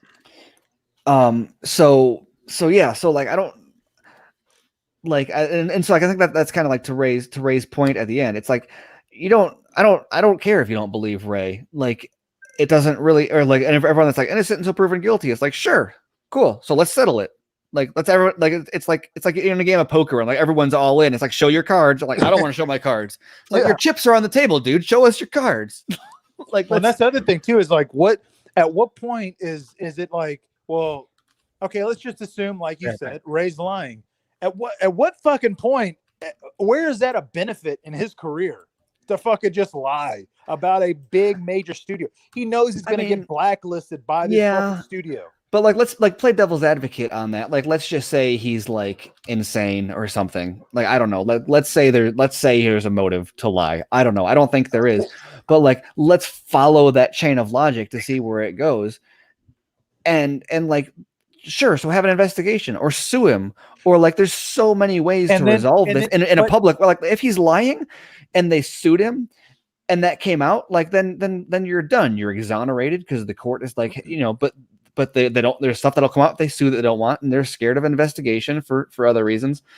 And like he said, if we're going to take Ray's word for it, that Hamada said, hey, we'll give you Whedon and Berg, but let's not go for John. So even the studio, what they're saying is like, look, we know stuff happened here, but like, let us off. With, like, they're trying to strike a plea deal with Ray. Right. Basically, they're like, hey, we'll give you these guys, but you can't touch John's. Why? Because John's defined a generation of DC Comics, and that generation of DC Comics is inspiring a generation of DC movies. And you can't, like we were saying earlier, you can't just sever him. Like, it is impossible for him to not get money from like every single DC movie that comes out for the next 20 years, because they're going to use his ideas in them. I get that, but the fact that they even had to fucking ask that, the fact that he was that desperate that he went, look, dude, you have some shit on John's that I cannot allow you to get out. I will give you these two fuckheads that I don't care about. I just can't have you talking about John's. That's how bad that shit is. Right. Well, and there's Diane Nelson out there who's like saying some really scathing things about, or not scathing, but like very suggestive things about John's, about he's no friend of mine, and and all that kind of stuff out there. There's plenty of complaints. And it's weird to me how much that's brushed over, because like she was the president of DC Entertainment. Like, this is not like, that's like Jim Lee. She literally said that there was all these complaints about him. Like, responding to somebody, and then all of a sudden she just deactivates and goes, whoop. I guess I did that. Exactly. So, I mean, I'm hoping that, considering she's been willing to like tweet stuff about it, like she's talking to Ray. Maybe that's why she quit tweeting, is because she doesn't like, because he's like, look, you can't put this on Twitter if you're going to talk to investigators. But the point is, like, this is not just like Ray going out there. This is the former DC, like, president of DC, who was John's boss and then John's peer and then gone, and like John's took her job, right? Which is interesting. Is supporting him, and so like, I don't know if that means that more people are going to be implicated, or if it's just the fact that like he's DC royalty.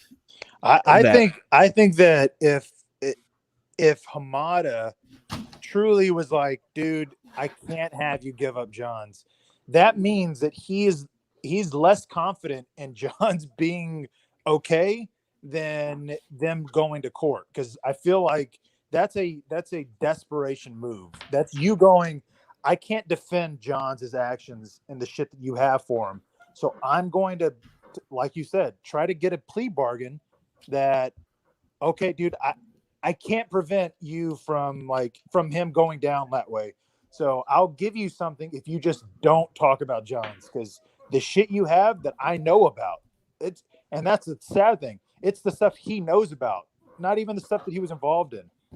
I'll just don't say it, please, because we don't want that to happen, or we don't want it to come out.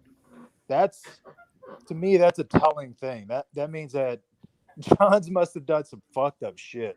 Well, here's the ultimate or question even if he didn't. Once again, he's so ingrained with the brand that, like, even if what he did was mild, you can't. It's like a cancer where you have to like cut out part of the organs in order to get rid of the cancer. Right. Like it doesn't even matter if like what John's did was like really mild. So if it was bad enough to like need to separate him from the brand in any way, it's going to hurt the brand. what I was about to say was here's my ultimate question. With the naysayers or the hesitant ones, this is an intellectually honest question. What has to come out? What does Warner Media have to say for everyone to just across the board go, okay, we get it. We get it. Yeah. No, once again, are you saying for everyone to side with Ray, or are you saying for people to say this deserves an investigation? Oh, for everybody to step back. Right, to stop the sarcastic, the attacks on Ray, the hyperbolic praise. I mean, there's praise for Johns, because I'll be the first one to talk about how many Jeff Johns books I own, and I'm not rushing. I think we all do. We all and I'm not, and I'm also not rushing to get rid of them. No, because they're damn good comics. I do not deny that. No, you can appreciate the man's work. It's fine. But I'm just kind of curious for the people who are basically dying on the hill of I need to defend Johns like it's my livelihood. Yeah. I'm just kind of, and I'm not talking about the actual people who it's their livelihood. I'm just talking about the fans who, by the way, aren't defending him. The people who it says their actual livelihood. Right. I'm just kind of curious of, so what is that line? I am intellectually, honestly curious. What is do you actually need to go? Do you need him to or like what would be ethically wrong for him to say, I don't want you as my cyborg. I don't think you're a good actor. I don't think you should have been given the role. Like, at what point do you go, dude, you're just saying that because you were the head of DC Films. Like, I'll give him a pass.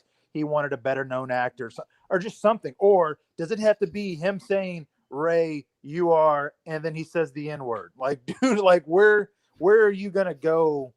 Okay, yeah, Johns is in the wrong. You know what I mean? Because I could see this, I could see Johns getting dismissed. I could see there being consequences from Warner Media, and people still saying, "Oh, he got shafted." The mental gymnastics could continue. I don't think that's gonna stop. I don't think that's gonna. I mean, look at Bill Cosby, dude. The man was sentenced, and still people try to claim innocence. Like, man? That he was wrong. That he was. So there's always gonna be that argument of people opposing to John Berg or Jeff Johns being on the wrong. They're always gonna have their defenders. I don't think there's gonna be a point where everybody's gonna be on board, on the same boat, saying, he fucked up. Unless there is physical or audible. Nah, even dude. For him to like be I said, Cosby raped women, dude. I know, but so I don't think there's no. I get it. There's like there has to be like, I mean, even if there's like full on 100% proof, there's always going to be the people. Exactly. People went to defend Cosby the other day because of his there was a mugshot posted where he was like smiling or something. He looked like Sam Jackson from Glass almost. Like. Yeah, and there was and it was weird because it was normally that kind of thing happens and people freak out, and I'm like, okay, one person said something and it's trending on Twitter because thousands of people are reacting to one person. But no, like I clicked the hashtag and there was like a lot of people that were like, oh, let Cosby go. Either they were saying he's innocent or they were like, it happened a long time ago. And because he's an old man. Isn't R. Kelly trying to get out? That too. Of course he's trying to get out. No, it's just like I'm saying. It's like what people we love. Like I remember like watching all these cases about OJ. Not OJ. Nazis that ran to Argentina, and they like they old age, 90, like 100, almost dying, and they still get the due process, and they go to jail, or they are hung, and people are celebrating this. But because it's Bill Cosby, then he made us laugh in the 90s. Now we got to treat him differently. So you see what I'm saying? So when these artists they go through this kind of things, including Jeff Johns, they're always gonna be people defending them. people have a lot of cognitive dissonance, yes, in in an attempt to like, I think like Scott was saying earlier, it's very difficult to rationalize this person did something bad, but they also did something good. Yeah. And that was actually fascinating to me with like Kobe Bryant. Yeah. When which I know is another controversial one. Yeah. But like, but when I was younger when his case happened, so I didn't know the details. I didn't look into it. But then when after he died was the first time that I like really, it's because some people started bringing it up again, and I went and I looked into it like in depth for the first time. You know who brought it up? OJ is the poster child for cognitive dissonance. OJ is a good example too. Yes. Who brought it up was Evan Rachel Wood on the day he passed. Like, right. She got a lot of flack for it. And I remember I was like, I mean, I didn't agree with her posting that, but I was also like, she's not wrong. But it got me to look into it for the first, like, to her credit, it got me to like actually truly research it for the first time. And it was a really weird time for me to become aware of the true nature of that case. Cause you look at like the transcripts of like the police were like, did she scream no and scratch you or whatever, like the claims were. And he goes like in the transcript, he goes, let me think about that. And then it doesn't ring a bell. No, I don't think so. And it's like, no, what they just asked you was like a very clear, like you would know. And so, but I'm reading that at the same time as people are like, oh, 30 years later, 20 years later, he was going into hospitals and sneaking around with like, he didn't want coverage for it. And it's like, how do you let's say is it possible for someone to do both of those things? It's like, yes, you can say it's great for him to do that. And it was awful for him to do that other thing. And but people have to pick one or the other, and they can't just be like, look, it was a flawed dude who was amazing at other things and really tried to make up for it at the end of his life. And I think that's a fair thing, but it's really difficult to like, does one balance out the other? No, I don't think it balances out the other one, but it doesn't mean that the good wasn't good and the bad wasn't bad. Right. Like it's, and then we're even dealing with that now with the whole political spectrum. It's like, you got people who defend Trump, you got people who defend Biden, and then I step back and go like, dude, they both kind of suck. And then you got this asshole right here that goes, Snyder's a Trumper, and I'm like, he just openly endorsed Biden. Well, yeah, but I mean, these guys are in the chat trolling because they know that the people in the chat are going to like engage with them, and nobody else is engaging with them on a Friday night. So like that's not maybe not the best context. Bird. He just openly did that, but at the same time, it's like there's when we look at I don't want to get too political, but it's like you look at both, and like I follow people on the right, I follow people on the left, and it's kind of funny because it's just like they're watching two different fucking movies. When something happens, I see the reactions and I see their opinions, and I'm like, holy crap, they are literally watching two different movies. And it is pretty crazy, like how that is. And I'm like, are we ever going to get to a point where we're actually all watching the same movie? No. And no, it's never going to get to that. It just seems like it's never going to get to that. And by the way, I would also like to dispel the those were the good old days ideas that there was some grand time when this wasn't the case. I'm sorry. All you have to do is look up the presidential campaign between when Adams was up for re-election and Jefferson was running against him. Holy shit. Just watch the John Adams series on HBO Max with Paul Giamatti to hear quotes of the crap they flung at each other. It has always been like that. Yeah. There has never been the good old days. I'm sorry. And guys, hey, I'm sorry to say, but look, he oh my God, he found me out. I'm a Trumper. My God. I'm a Trump card. My God. Holy crap. But you could tell by the 1974 sugar. Apparently 1994. You don't even know math, Dave. Yes. God damn. No wonder you're a Trumper. I just want to fly. But I think this is a good way to end this. That's for damn sure. We're getting, when you start getting into the political spectrum, we don't want to do that too much. But, I mean, hey, we've been on for three hours and 3.5 hours. Hey, this is a 17 minutes. short stream. That's all I gotta say. It's like 170 Well, technically, people though, watching. Scott, That's pretty good. there wasn't a featured guest, so I didn't talk That's- for about 45 minutes to an hour. This has been strict. I talked for about 15, 17 minutes before I brought you guys on. So That's true. yeah, I didn't have a featured guest this time, but anyways, I appreciate you guys all clicking in and everything like that, and we'll go around the horn. And hey, it just so happened that Scott is the last. Perfect, because we always want Scott to be last because he brings it. But anyways, go ahead, Mr. Stephen Colbert. Yeah, I'm Stephen Colbert. You can find me on Twitter at smcolbert. I write at Screen Rant sometimes. Also, I am co-host of the Batman v Superman by the Minute podcast and the Justice League by the Minute podcast. And Dice wants me to let everyone know that both of those have episodes coming soon-ish. I mean, he'll probably correct me in the chat. Sure. But he's having a baby, if everyone doesn't know that. And so he's been a little bit. Okay. Well, I mean, he's not. His wife is. That's no. His wife is doing all the hard work. I was about to say what? but so yeah, he's had his hands full. But he said that both those have episodes recorded, and so they hopefully will be out in the near future for everyone to enjoy. Listen, I don't want to tell Dice what to do with his life, but I do want to tell Dice that I should do something for his life and make it easier. And me and Steven should do the fucking BVS by the Minute and make it a fucking legit time, okay? Sorry, Dice. Are you saying that we're not legit currently? Damn. Yeah, we're not legit anymore. Why? I will do it. No, I'm kidding. Like, I'm right here, dude. I know. You're breaking up with me on live.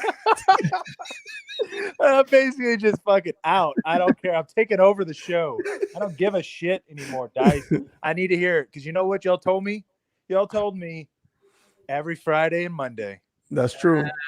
You know what, dude? I haven't seen y'all in a fucking month. Okay, all I'm saying. Anyways, no. If you wanted to hear us, me and Ben, my co-host, which obviously Dave hasn't put our names up for whatever reason on the show, but whatever. Yeah, the bottom, the layer. Yeah, I know. I noticed it all episode long. I just didn't want to say anything, but yeah, you can follow me on there. And you can check out me and Ben's show, Real in Motion, and where we interview Fabian Wagner and get more juicy details. Cool. Yeah. What he said. Yeah. That was easy for you, Ben. Yeah. That's pretty much it. Yeah. And, thank you to Chris Wong Swenson, but yeah, he had to do his fatherly duties. So I appreciate him coming on. Now, Mr. Scott McClellan. Of course, you can find me on Twitter at ScottDC27. You can listen to my podcast, DC Film Squadcast, wherever you catch your podcasts. And of course, we will be recording a new episode tomorrow night with all this juicy news that we've been discussing tonight. You can, of course, find us on YouTube, Vero, and at our website, www.squadcastmedia.com. Man, it's so nice to hear like a schedule set and release date, and it comes out on time. It's so fucking amazing. Hey, dude, you don't have a camera and your audio is shit. So like, hold on a little bit, I don't care, dude. Oh, shots fired. Hey, dude, I'm here right now. Listen. Hey, listen, dude. When my audio gets fixed tomorrow, okay. Well, when these episodes drop, you're gonna be like, "Oh man, that was worth the wait." So, I guess we can talk about the future as much as we want. Hey, dude. When I have my you know what? I'm gonna make my own fucking BVS by the Minute show, and guess what? I'll get caught up to you by the time you release your next fucking episode. How about that? Yeah, Exclusivo. No, I probably won't because that's a lot of minutes, man. That's a lot of time. Someone did the math for me. I think Krypton Cage, if he's still in the chat, someone did the math on how many minutes we've spent talking about BVS at this point, and it's a lot. Yeah, y'all are like at 78 minutes, right? Or 79? Well, we're at like 78 minutes of like episodes, but I mean we're at no, that's what I mean. Like that alone right there, that's what, an hour? We're at like 30 minutes? Hours or something of. Fuck 35 hours. Yeah, there we go. It's crazy. We gotta get Dice on this thing. Yes, we do. Yeah, I sent him the link tonight, but he was like not gonna click it. So I'm gonna shame him there. Yeah. Damn it, Dice. Well, anyways, guys, we appreciate you clicking in as per usual, and we got I got my last little drink of vodka right here. So cheers, guys, and you guys know where to follow me, of course. Follow me on here. Make sure you hit that notification bell so you know when I'm doing this shit. And then, of course, follow me on all the sock meds down below and everything all about that. All right, guys, we will talk to you later.